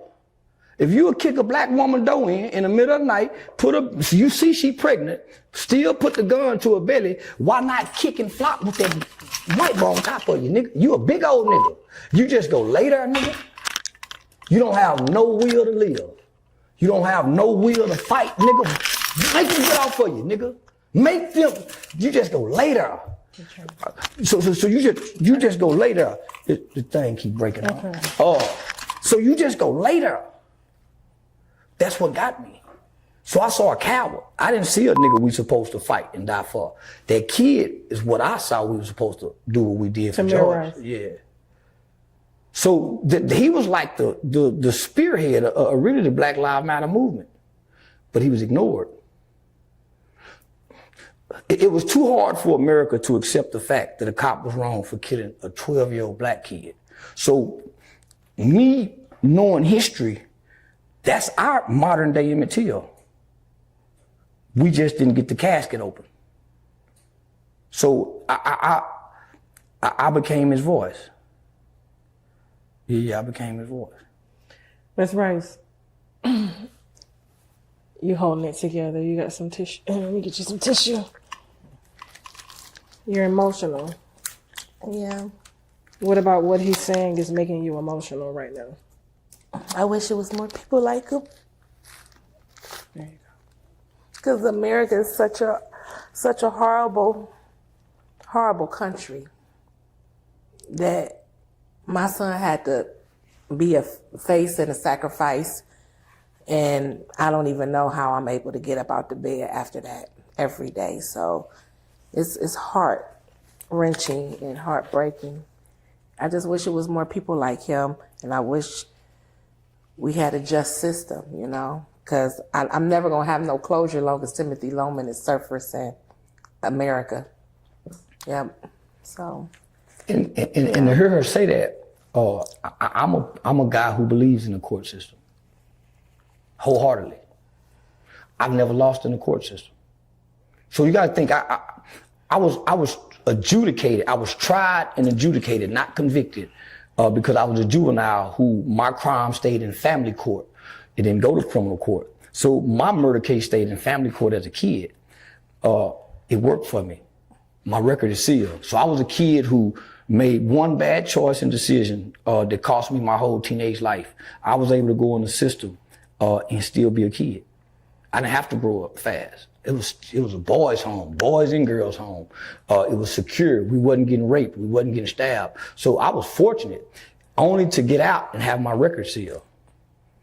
Within a year after getting out, there's a statistic that says 80 to 90% of juveniles are rearrested within the first year. So I got rearrested after doing almost 7 years on a murder case. I was going to go enroll at the University of Arkansas with my for my first year out. My cousin was selling weed. I'm playing big cousin and just drive the car, and we get stopped with 10 pounds of weed. So I take the case. I remember my mother saying, "You got a mama and sister too. Why would you take a case with somebody?" I said, "No, mama, he can't make it." I had just done 6, almost 7 years. So I ended up getting 5 years deferred adjudicated probation and 6-month prison boot camp. 5 years deferred adjudicated means these felonies are not on my record. So every time I've been in trouble, every time I've been in trouble, whether it was a misdemeanor, traffic tickets, my presentation and how I walked in as a black man and articulated myself worked for me because I know how to speak the language. So if you know this system, you can win in this system. You just have to know it. The officer that murdered her son. She's winning in the system. She's just fighting by herself. If she didn't have to fight by herself, this system works. I forgot to share with you that when I went to the DOJ under the Biden administration, did I share with you that Christian Clark, I went to see her at that time with my attorneys, and my attorneys sent a letter with Brian Stevenson and Angela Davis' signature on it, and some of her colleagues, Christian Clark colleagues, said that you could go for willful intent, statute 242. And she tells me that the career prosecutors know what's best, and she choose not to take my case to the Supreme Court. So it's willful intent, statute 242. That's what I need to go to the Supreme Court, and she refused to go because she said the career prosecutors know what's best. And I went to see her in DC with other whatever her colleagues that was there, and then my attorneys, which was from the Rockefeller Building in New York, and then Billy Mills from out of Chicago. They can't do it because it'll set a precedent. Oh, yeah. America relies on its police to control. It's a tool to control. Do they serve? Yeah, they serve. Do they protect? No. They enforce. They enforce laws. So when you encounter the police, typically it's not a friendly engagement. It's authoritarian. You know, so very cops are mild and meek. You know, they're authoritative as if they're dictators. And you have to submit to their rule because their greatest power is their discretion to write a ticket or make an arrest. Their discretion to fire a taser or shoot a gun. They have power. That's their power, discretion. So it's hard for, nothing in America changes till white America gets upset. They ain't killed the white baby yet. They ain't shot enough white people dogs during announcing They care call. more about dogs. If they would have had shot a dog like they shot baby Tamir Rice, I guarantee you he'll be in jail. Oh, for sure. If the police have shot as many dogs unarmed, have they shot black people unarmed, it would have been stopped. I thought I turned it off. I'm sorry. But nothing. It's in the back. But nothing in America changes until white people is upset, until they're fed up. So we need more of our white brothers and sisters to just like they stood with George Floyd. Man, how did he not do that for that baby? So a lot of my frustrations and a lot of my anger, and it really wasn't anger, because I would pray and say, God, please don't let my heart become hardened toward my own people. But a lot of my frustration was, man, fuck them gangbanging niggas. Man, I disrespected the Nation of Islam, the RBGs, the Crump. Now, we ain't had nobody die and killed for this baby. It's some people, it's an innocent black police officer got killed by some black kids over TV, I think in Cincinnati somewhere. So it's a lot of people lost their lives during the riots and during George Floyd. No single blood, no window was broken, no tire put on flat, no nothing. Not that I advocate and promote violence, but there's a conviction in all of us. When you see wrong, you stand up. Well, I mean, the Black Lives Matter movement was evolved because of George Floyd. So, well, they use her name. So they use her son's name. Ahmaud Arbery. Freddie Gray, yeah. Ahmaud Arbery, George Floyd, Trayvon Martin, Tamir Rice, Mike Brown. Eric Garner. Mike Brown, the young lady, Breonna Taylor, man, what's her name? Jefferson. Miss Jefferson out of Fort Worth that was shot in the living room. Tatiana Jefferson. So, but her son was the spearhead.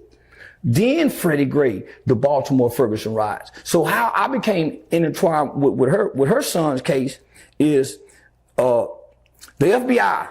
The FBI did what they call a national study at the time. They ran a pilot project after the Baltimore and Ferguson riots. They looked out into America and they picked 6 cities that was possibly more likely to be another Baltimore Ferguson riots. So Fort Worth, Texas volunteered to do it. So I partnered with the Fort Worth Police Officer Association with a guy at the name at the time was Rick Van Houten. He was considered to be like the racist guy in the police department who all the black people, political leaders hated him, but he wasn't. Yeah, I mean, white boy is disconnected from nigga issues. Okay, that's understandable. So I went down there to connect us because I realized nothing changes and nothing is solved if we don't have a good standing working relationship with law enforcement. We have to have somebody that can go down there and talk on behalf of niggas and not just black folks. All niggas ain't violent because they talking with their hands. So because I went and done that, I became a part of this federal national initiative. It was called 21st Community Policing, where they had the idea of putting beat cops back into our communities. Building relationships where the police is out walking, saying hi to the neighbors. You pull a mother over when she got 10 tickets with warrants and she got 2 kids in the back. Give us some. So they ran this for like a year or two. So they came with this new police tactic that was called procedural justice. They trained me in procedural justice. An average cop from my city can't deal with me, and I know procedural justice. I know the shit he know. So I would test him and go file a report on his ass, because they done trained me and taught me. So they used me as a tool. This is before George Floyd. They used me as a tool to help teach and engage black people about procedural justice and how to interact with the police. You get pulled over at nighttime, cut the inner light on, leave your hands on the steering wheel, leave your seatbelt on, don't move, let all the windows down. Tell your partner, put his hands on the dashboard. And when the police get there, yes sir, my wallet's in my back pocket. He know you did that for officer safety. That changes the whole dynamic of the stop. But we're not taught that, right? We're already reaching in the car. He ain't got a clear view. It's 3 heads in there, nigga moving. You got the seatbelt on. He got his done. He don't know what's going on. He got to get back home to his family. All right, Winos, after months of planning and negotiating, I am excited to announce that ShopTKDeals.com is now extended to you. If you are a creator like myself, or maybe you're just a stay-at-home mom, or maybe you're just someone that just wants to make passive income as well as main income, ShopTKDeals.com now offers that invitation to you. So which means you can become an affiliate partner and make anywhere from 30 to 40% on each sale that you make on ShopTKDeals.com, okay? And so listen, I'm excited to work with you guys. I'm excited to train you guys. Not only will I be training you, we'll be hosting webinars, sales calls, and all that to make sure that we're all successful and we keep all of these brands happy. So I want you guys to stop what you're doing now. Go on over to the website, ShopTKDeals.com, hit join my sales team, and I will see you guys on our sales call, okay? So understanding those aspects and start to make friends with law enforcement, white, black, Chinese, you start to understand they just as scared of us as we are them. Because we see them as an enemy. We train our kids to see them as enemy. If one of them gets shot, we ain't gonna say nothing. And then if one of us gets shot, we won't even tell them who done it. So who wouldn't be afraid of us when they don't live in this area and they have to come work in this area and all of us seem to be against them? So what mindset can they have to not pull that motherfucking gun when we do it to each other? So I feel like Tamir Rice was that was our Emmett Till. And not only did black people miss the moment, white people did too. So I caught a case fucking with cats, saying, man, I don't give a damn about cats and dogs. They didn't care nothing about Tamir Rice. So I hurt animals because white folks don't care nothing. So I would say all kind of wild shit in the name of Tamir Rice, hoping it brought awareness. I remember that online. I would say all kind of wild And they were shit. trying to get me to expose you. Yeah. For fucking with cats and dogs. I said, But I was saying white folk love, but they can kill us, they can shoot our baby, and I would always go back to Tamir Rice. I tried to mace a cat. Cat won't even let you mace it. Dumbass dog will. They too. But dogs were dumbass. But white folks, this is what I found and learned about white folks from working with troubled children. They'll pet a dog for they pet a troubled kid.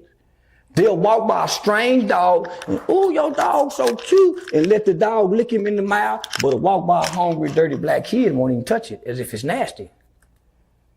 But be walking your dog and watch how much affection they give you for your dog in public or whatever.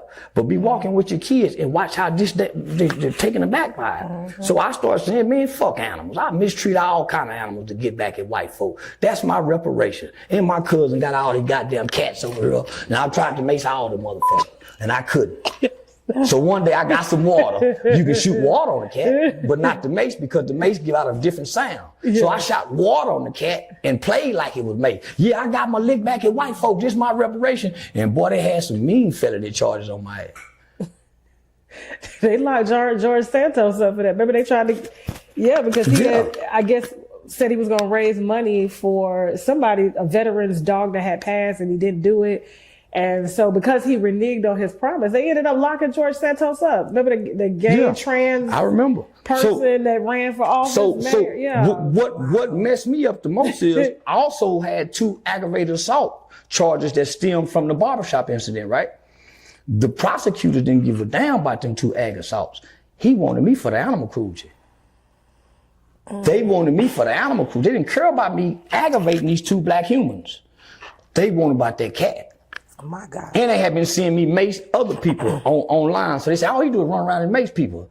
I ain't mace that cat. Yeah, so I ended up beating the charges though.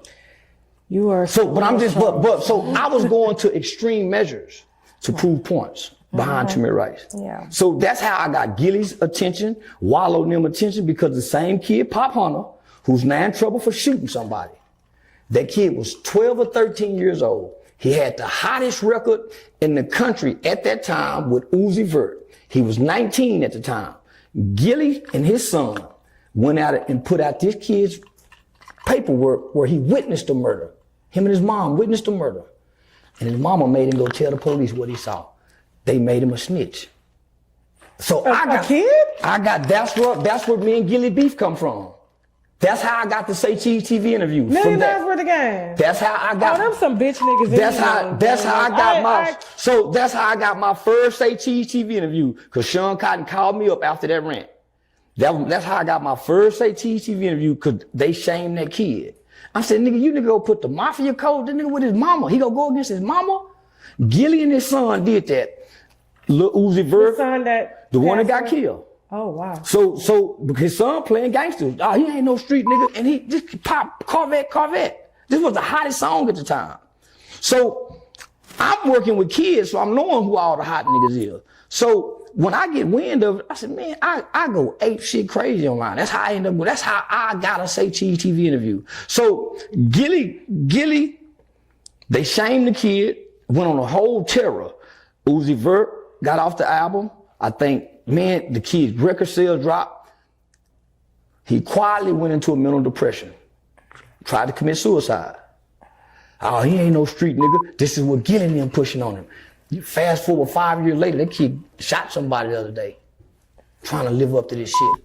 So I'm saying, I done got, man, nigga, you, man. So I'm mad about the George Floyd shit.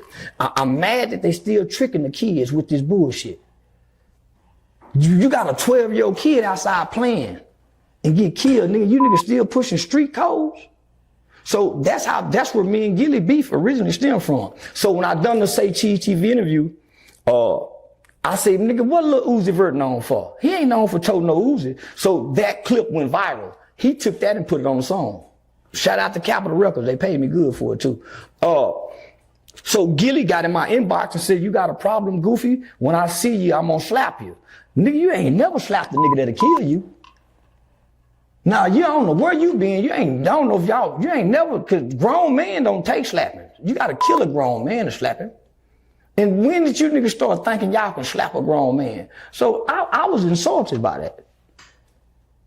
It's just amazing how they got all this energy for our own community, but when... So then King Von and Lil Durk got on there. Oh, yeah. Now I done connected with Tuka's mama. So I done went from Tamir Rice, I never directed nothing to her because I don't interfere with grief and a mother's grief.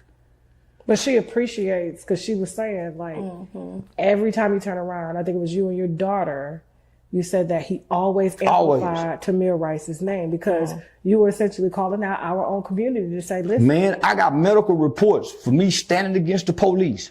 When the police pulled me over, I had over 300 rounds of ammunition, just bullets, 2 different guns. I had all type of gun literature. I had been going to the gun range, practicing my long distance shooting. So they've been watching me do this. I've been stockpiling weapons, all kind of shit. Man, I got some shit. Storing up for war. Because I met some Republicans, some real conservative, right-wing Republicans who had 300,000 rounds of ammunition.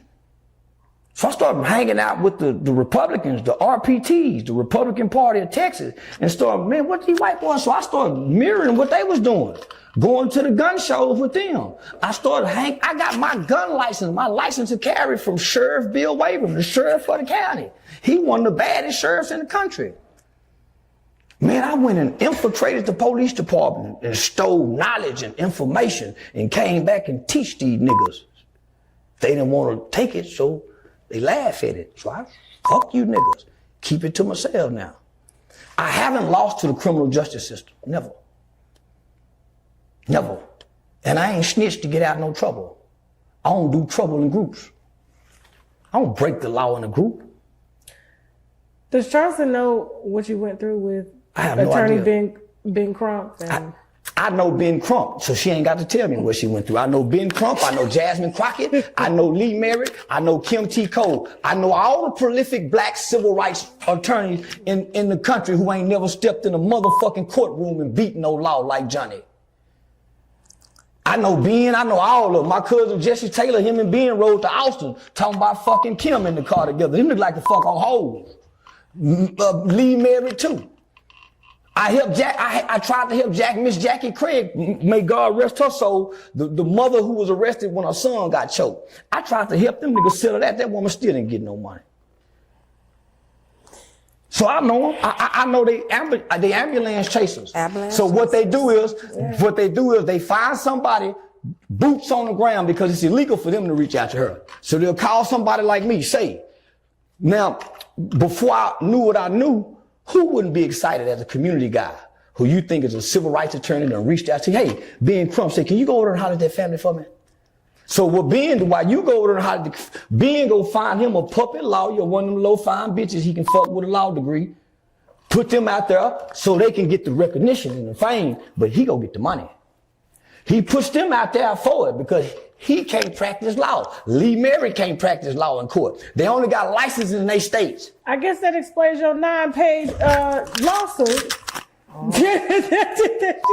And I was getting phone calls from other. Jasmine Crockett too. Yeah. Jasmine Crockett, yeah, fly talking Jazzy too. She was an ambulance chaser too. So I had a 15-year-old kid by the name of Nakaya Stevenson get killed at a party.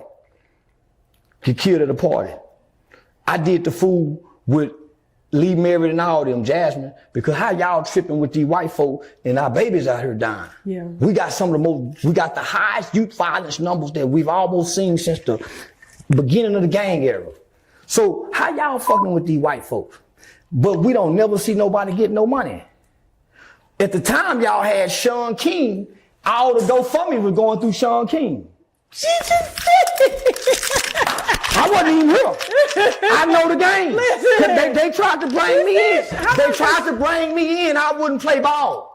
I've never asked for $1. I've never posted a cat. I've never took no money from our people. I looked at them niggas who sold dope. I looked at the hoes who sold pussy on the streets. Y'all give me something. I never asked nothing from my people, so I couldn't play well with Shawn King, Lee Merritt, and they tried to discredit me. Lee Merritt was the first person to go publicly and say that I work for the police department. Now, nigga, I got some pull because they know I come down here and do the fool behind these women and these kids. I got Jackie Craig in the office. I had the chief's counselor, advisor, whatever. Man, let's settle this. Don't fire the white boy. Put him over here with these niggas and let him work with these nigga babies. Let him work over here with these nigga babies since he got a problem. He'll learn us and we'll learn him. Don't fire him because we can't always ask for their head. If he mistreat a black woman, we want his head. If they shoot a 12-year-old, we want his head. We gotta have some range. We can't always ask for their head. And then, since y'all so loving and Christian like black folk, when do y'all start forgiving? When can we put some forgiveness down? I ain't seen them do that. I've never seen the Black Lives Matter people be forgiving. They always was angry. They ain't lost nobody. She got that right. Not the group of people protesting. They ain't lost a goddamn thing. She is emotional sitting here listening. Well, I said, we can't win the fight if we look angry. So she got to do a lot to compose. I ain't never buried a baby, so I don't know what it take. I might go crazy. I would lose it. So I don't know what a woman have to do to bury something that come out of her. I just know I watched Tupac mama, I watched Coretta Scott King, I watched Malcolm's wife, I watched Biggie's mother, I seen Trayvon's mother. I know the ones we don't want to walk with. That's why you ain't never see me. I get away from the ones that I ain't supposed to walk with. Cause I call them a bitch. My spirit will, but I couldn't call her that because of what I see. I'm gonna respond to what I see. There's no other way. You can't demand it, you command it. Your presence, your actions, your dignity, your integrity, your words, and your nurture. So that's what I seen in Emmett Till's mother. I saw it in Tupac's mother. I saw it in Biggie's mother. I seen it in Nipsey's mother. It's few of them mothers, when they bury their kids, you can't see that spirit in them. And them ain't the hoe we need. I went and tried to get a bunch of them. Tuka mother was the closest thing I seen. I helped pay her bills, I sent her money, and I don't mean to put that out there. It's whatever come in my spirit, I just sent it. There was a lot. Ms. Rice, you want to respond to anything that he said? He's right. He's absolutely right. Some of the families that I have worked with in the past, it hasn't been peaches and cream. Let me just say that. And I don't understand why we all can't be on one accord. Some families think they get in more than others. And when it comes to recognition with our child, our loved one, it's always a tug, a fight, or something. I have been disrespected by a lot of mothers in this movement, disrespected by a lot of organizations in this movement. I don't know why we can't get it together, but he's absolutely right. I was telling you, it's certain chosen ones that has to be picked, and I don't know why God picked me, but he did. That's why she was hidden from us. Yeah. And we seen all the other mothers that was discredited. She wasn't going along with the get along. Oh. No, I'm not going with no shucking and jiving. I'm not smiling and grinning. I do care who at the other end of the gun. And I had asked Trayvon Martin mother, I said, do you care who at the other end of the gun? I think she said no. I told her I do.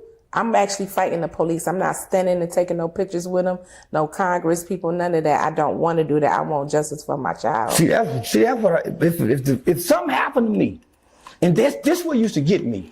We get riled up for these shoes. Then the family take the money. If a motherfucker kill me, don't take no money.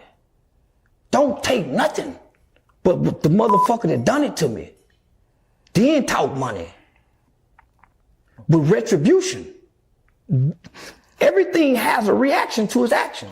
The laws does, so how can this happen? The moral fabric of this. Man, the court of public opinion have shaped many things in our era. It got R. Kelly put in jail, Bill Cosby put in jail, Harvey Weinstein put in jail.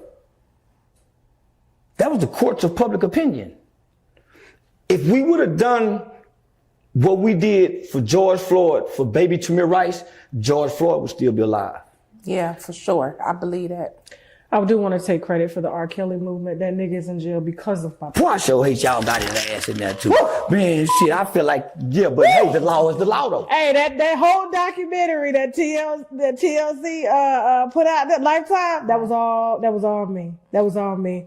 So yeah, we worked on that vigorously for a couple years until them crackers were sparked. Yeah, well, when he was running around the last 2 years doing them, you was on his ass. I was on his ass. He was pulling his pants He tried down. to sue me with the Department of Justice. Yeah, you was on his ass. I didn't like you then. You like men. Look, you like men more than you like little girls because the way you treated little girls and you took their childhood from them. Stay in jail with the niggas that can play on your ass. They are willingly doing it consensually. That's where he motherfucker belong. We can still They're a little rough in there though. Yeah, I don't think them niggas make love. Yeah, I don't think them niggas go slow. Yeah, them niggas mean he now. got boyfriends and that motherfucker now. Not by choice. Bitch. Yeah, not by choice. There you go. But I'm just saying, so we have the power to persuade and move the needle of the law if we want to. Yeah. But when it comes to America's police force, as you can see, they can't let them take too many hits. You got Amber Geiger, who in prison, blonde hair, blue-eyed little white girl, all the way wrong. Probably was fucking a nigga. They know she, but he come up there, they can't even explain it. But they did everything in their power to try to. This is how you know. The woman that entered the wrong apartment. The police officer. This is how you know. We see ice cream. That was Bolton. Botham John. Yeah, Botham John. That was in Dallas.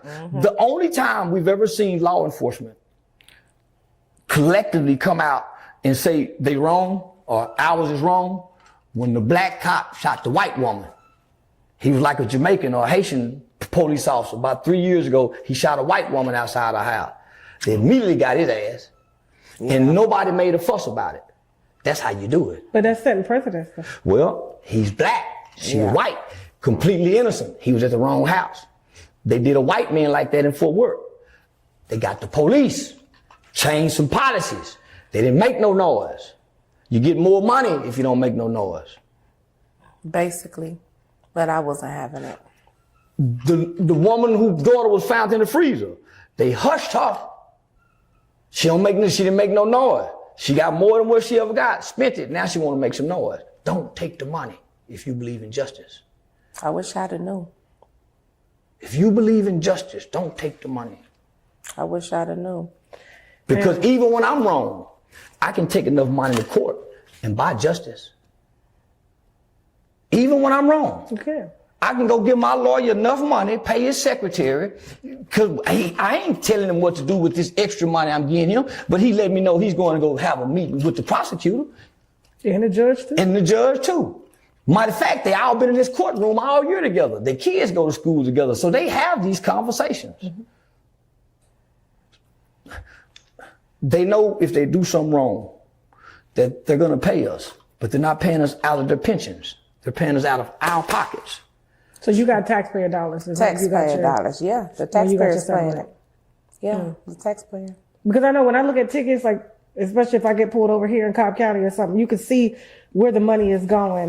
Sheriff's retirement fee, lawn care fee. It lists out exactly what, we're paying, how it's going, where it's been allocated. So. But what you're not seeing is they got a $700 million budget on top of what they taking in. From the government. From the government. So that's why Trump say, if y'all don't do that, I'm not so a lot of federal funds. The more drugs, the more gun convictions, that's bring the funding in. Like bonuses. Yeah. Incentives. Yeah. So just for instance, LAPD, when I was living in LA in 2019, they had just got their biggest budget of all time. They had $1 billion budget. That's the military's budget. So that's why you see our police have to act like military motherfuckers. They budgets are that big. They got these toys. Where else they gonna use them at? On us.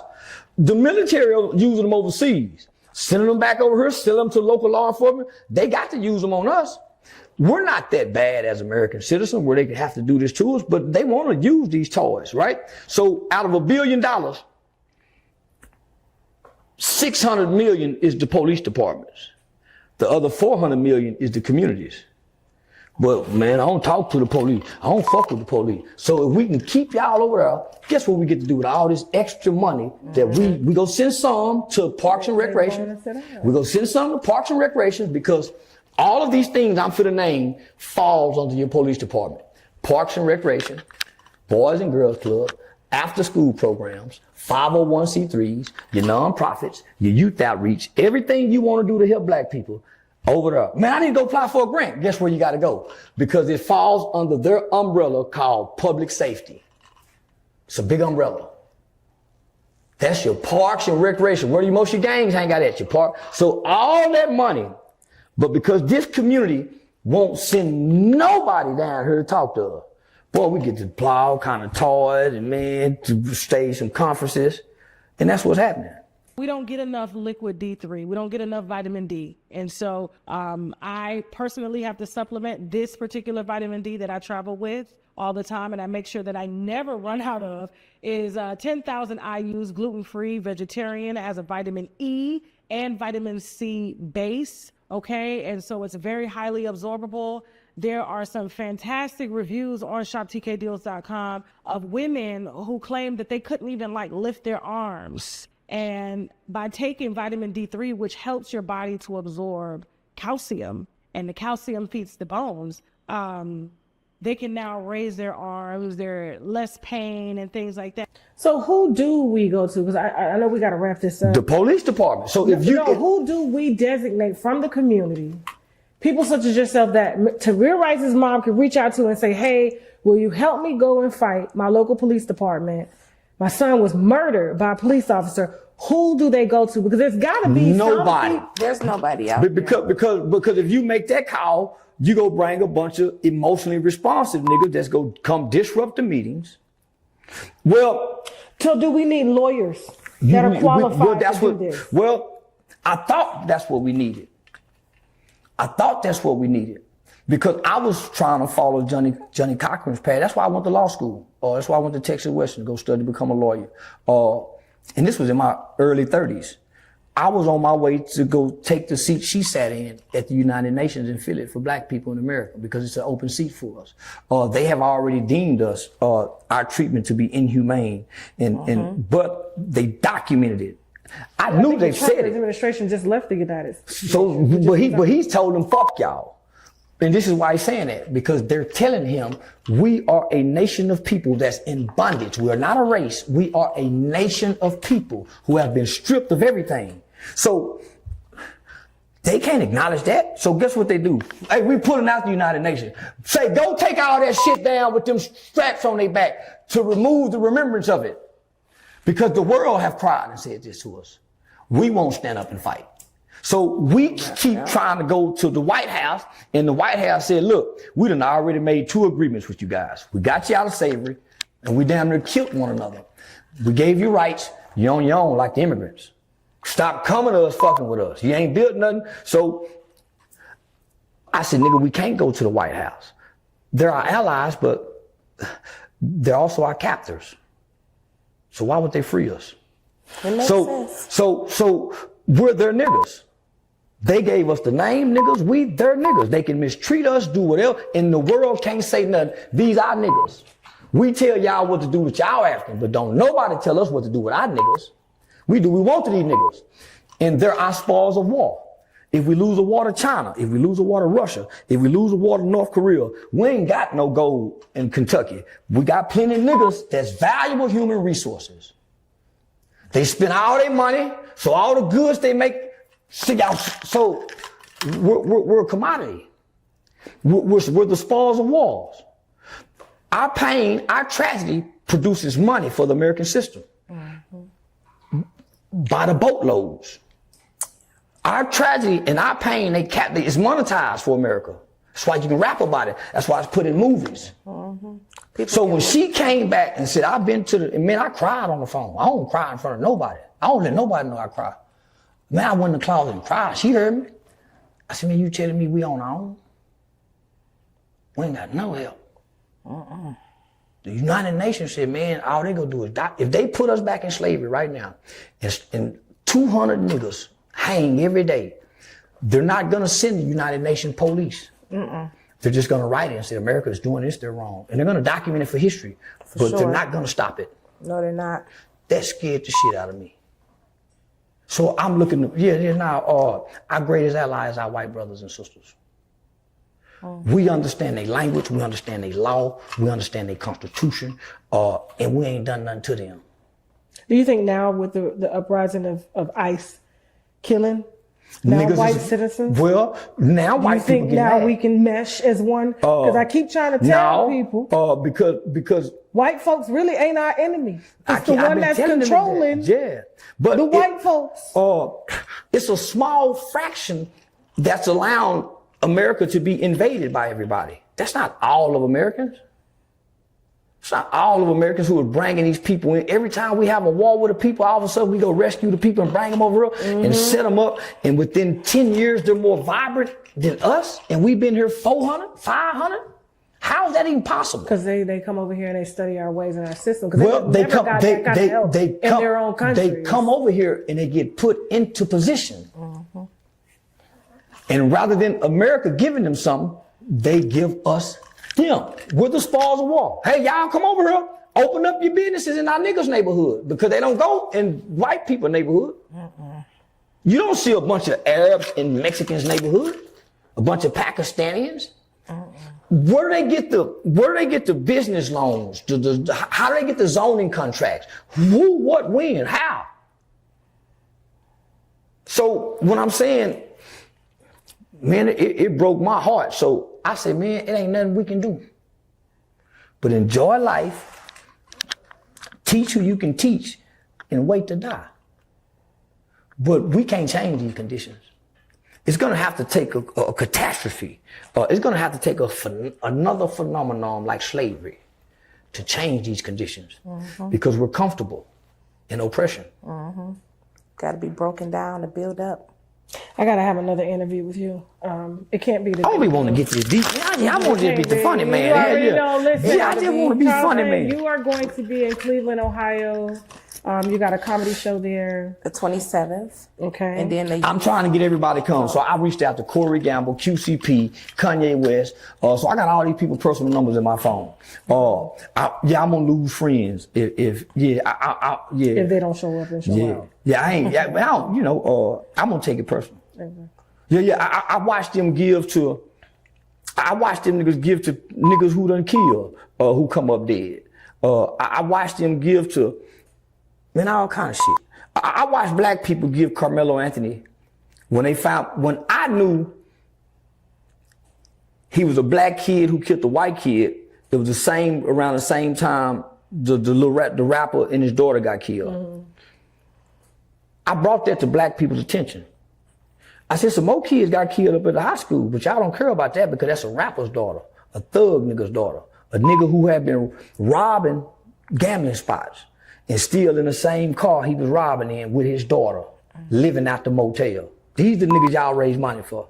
Only for his mama, only for the mama to her and her friend, all on the line with Hennessy bottles, Dose bottles. My baby go be buried. This who y'all raise money for. Mm.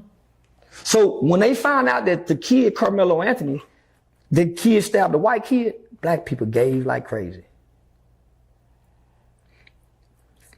When I saw all them same people that was around her go stand with that family, my heart turned cold toward that kid. I would start believing what the media was saying, and the media was lying. That kid didn't take a knife to school. That kid was being attacked by two big brutal guys who trained in mixed martial arts since they was 5, had already broken their daddy's arm, rumored to be on steroids. So these were some violent big white boys who was picking on a little old bit. So I took the white folks side because I didn't like Lee Merritt. Don't you know all those same black people is the reason why this family is hurting right now? Got them to raise all that money, and every black lawyer tried to take all the money. Okay. When they couldn't get the GoFundMe money, they left them. Mm. These people done had to move 8 times out their house. This man done had to quit his job. The daddy called me. He said, man, I just want to talk to you. I heard you said about my son, but he wasn't angry. Nigga, I don't want to meet with you. Nigga, you might be trying to. He said, man, I just, will you allow me to explain as a father? When he told me the situation, I've been financially helping that family. So I went out public and I made myself a target to them white folks. All them, Sarah, whatever that bitch name is, so I made myself a target. Y'all do me how y'all know. I got all the guns, you white folks. Now do me like that. Come find where I'm at. Come to my house. So the kid got a Jeep that he had just gotten for graduation. The white folks had put a hit out on that Jeep trying to find this. I mean, they done moved 8 times. The judge who lowered the bond then had to move. Because he knows that kid don't belong in jail. She's a black woman. Yeah. But guess who's doing this? White folks. Where these niggas at? Man, these is white folks threatening these people like the real lynching days. Mm-hmm. So I said, nigga, I got guns. Nigga, I come hold security. Matter of fact, let me buy the truck. I got the boy truck. Y'all catch me in it. But I don't come online and do that. I'm still for the people, just not for black people. I ain't for black people. I'm for my people, my kind of people. There's a difference between your people and your kind. How you recognize your kind? By their actions. A mama who ain't gonna stop fighting. I tried to put a team of mothers, men. I went and got FB, man. I saw you do that. But you can't go get nobody God don't want. Mm. That's why I said we got to have another interview. Noah didn't go pick what needed to be on the ark. He just built the ark. Mm-hmm. And he didn't stop building. Everything came to him. I would stop building to go pick people. And that ain't how it go. They just show up. And this is how she's here. Yeah. Thank you. I love you. I'm glad we got a chance to do this. And I didn't want to bring this up out of respect for her because I don't want to put her in no drama, no mess. I want to keep her untainted with my mess. But I could not continue my relationship with Say TV after speaking with her. Is it true that they declined your interview? That's what my best friend said. Yeah, my best friend Kim, she had reached out. She did the initial reaching out to Say Cheese TV, and I guess they denied. He wouldn't even put me in contact with her or nothing. Denied to try to link up. But and it keeps everything. up enough beef in our community, like Vlad. Come on, Say Cheese. That's what broke. So he had me in some beef at that time. He did.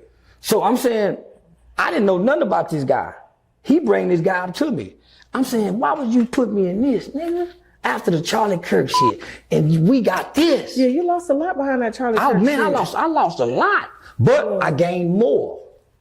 It allowed me to break away from an old mindset, make right some wrongs that I had done, and rebrand myself. So I was able to step away from what I thought was helping me, but was really hurting me. So when I would look at just the person, so man, we at the bottom looking, so we can only look at a level parallel. Man, there's some people at top, they got an area view on our life. Even when we bag our cars up, we'll never get an area view if they don't show it to us. So I didn't know the area view until they showed it to me. When they showed me my area view looking at Say Cheese TV, everything about his titles was negative for my image and branding and likeness. Everything. It was not one positive title, nothing. And so they even got snippets or where I would say right things and he would go against it. And I'm like, so I said, it's like you be trying to trip. I got you. But 3 years ago, you not growing, I'm growing. I ain't gonna have the same tune today that I had 4 years ago when I first came. Well, listen, I'm glad that we finally got a chance to meet. Yes, and I did want to say something. Trayvon Martin's mom was supposed to be here today, but there was some factors at play here. And well, Charleston White's one of them. I'm glad that she wasn't here. I've said some things. I've said some things. Not putting Trayvon Martin down, but I believe if Trayvon Martin and I hurt their feelings when I said that. I believe if he was a mountable kid, he'll still be alive. Would you meet with him? Of course I would. Okay. But I don't have nothing bad to say about me neither. Sabrina. This is what I know. Mm-hmm. The average black boy is walking around angry, and he'll punch his daddy. He'll punch he might not punch his mama. He'll flinch up at her. Ooh, man, I ain't never done that to my mama. So I've been watching and studying. A disobedient child days are shortened. Why you think so many kids are dying? But her baby wasn't being disobedient. Baby was just playing like kids do. When you look at the circumstances from the top to the bottom, man, it's just an innocent baby like Emmett Till. Don't know what's coming to him. I know. So I'm not speaking against the parents. I just know conflict resolution, kindness, politeness, manners have beaten them all for us when we use them. How you think we got here to be so disrespectful? Our parents. Yeah, they wasn't them kind of people. We couldn't have got here to be this disrespectful if those before us were like us. So what you think gonna be for the ones that's coming after these disrespected motherfuckers? They're gonna be killers. They gonna be back in slavery. God. They gonna be back in slavery. Yeah. We can still be voted back into slavery. We don't have no permanent rights in this country. They call amendments. We can be amended back into slavery. You know, I know we got to wrap this up. I know because she got a flight, but I do want to end on this note. 2 notes here. Okay. One note is I was live the other night and I did tell my audience, I said, I don't think we have rights, and I could not find that amendment because I knew I had read it somewhere, and they was just like, you don't know what you're talking about. They have to keep voting on our voters' rights. We don't have permanent voting rights. Yeah, you're ignorant. And then, like, if you see the comments, I can't believe she didn't know that we were permanent citizens and we have rights and stuff. And I was like, no, we don't. No. So I'm glad that you spoke on that, and I am going to make sure I put that amendment up for the receipt so they know that, because a lot of times, you know, our platform, Wine, Gossip, and Comedy, it can get misconstrued, but I'm like, no. I know what the fuck I'm talking about. Black Americans will never have equal rights. Exactly. They'll never have equal rights and equal protection till they re-identify. Thank you. And so, as for the comedy show, it's February 27th in Cleveland. In Cleveland, Ohio. Okay, and where's it at? Platform 13, and that's like 75th and Cedar, and it starts at 5 p.m. Get the tickets on Eventbrite at Tamir Rice Foundation. Okay, we'll put that link below in this video. Ladies and gentlemen, winos, Miss Tamir Rice. Thank you. Thank you. Charleston White. I'm glad I was able to bring you guys together. And I feel that things happen for a reason. Absolutely. And there was a reason why you weren't supposed to be on Say Cheese's platform. And you were supposed to be here.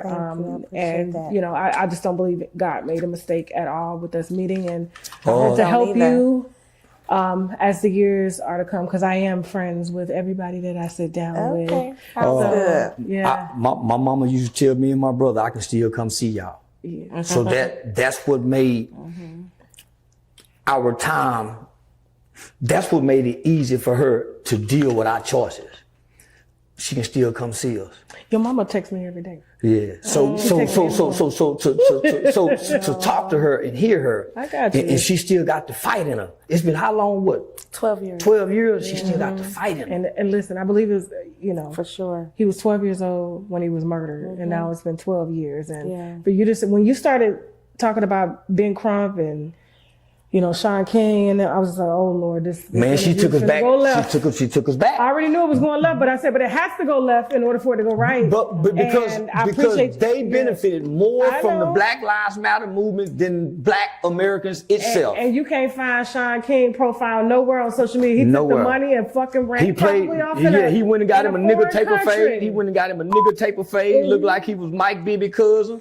He went live from the hospital, said he had done contract. I mean, it was a lot of fuck shit that he had going on. But thank you so much, Charleston. I appreciate everything that you do. And so for the foundation, man, I hope y'all come out. I'm inviting more comedians. Calamar White, I think 607 go make some appearances. Shannon Briggs. So I reached out a lot of people. So I'm having a black jeweler by the name of KD Custom Jewelry, who make my pieces. And they heavy.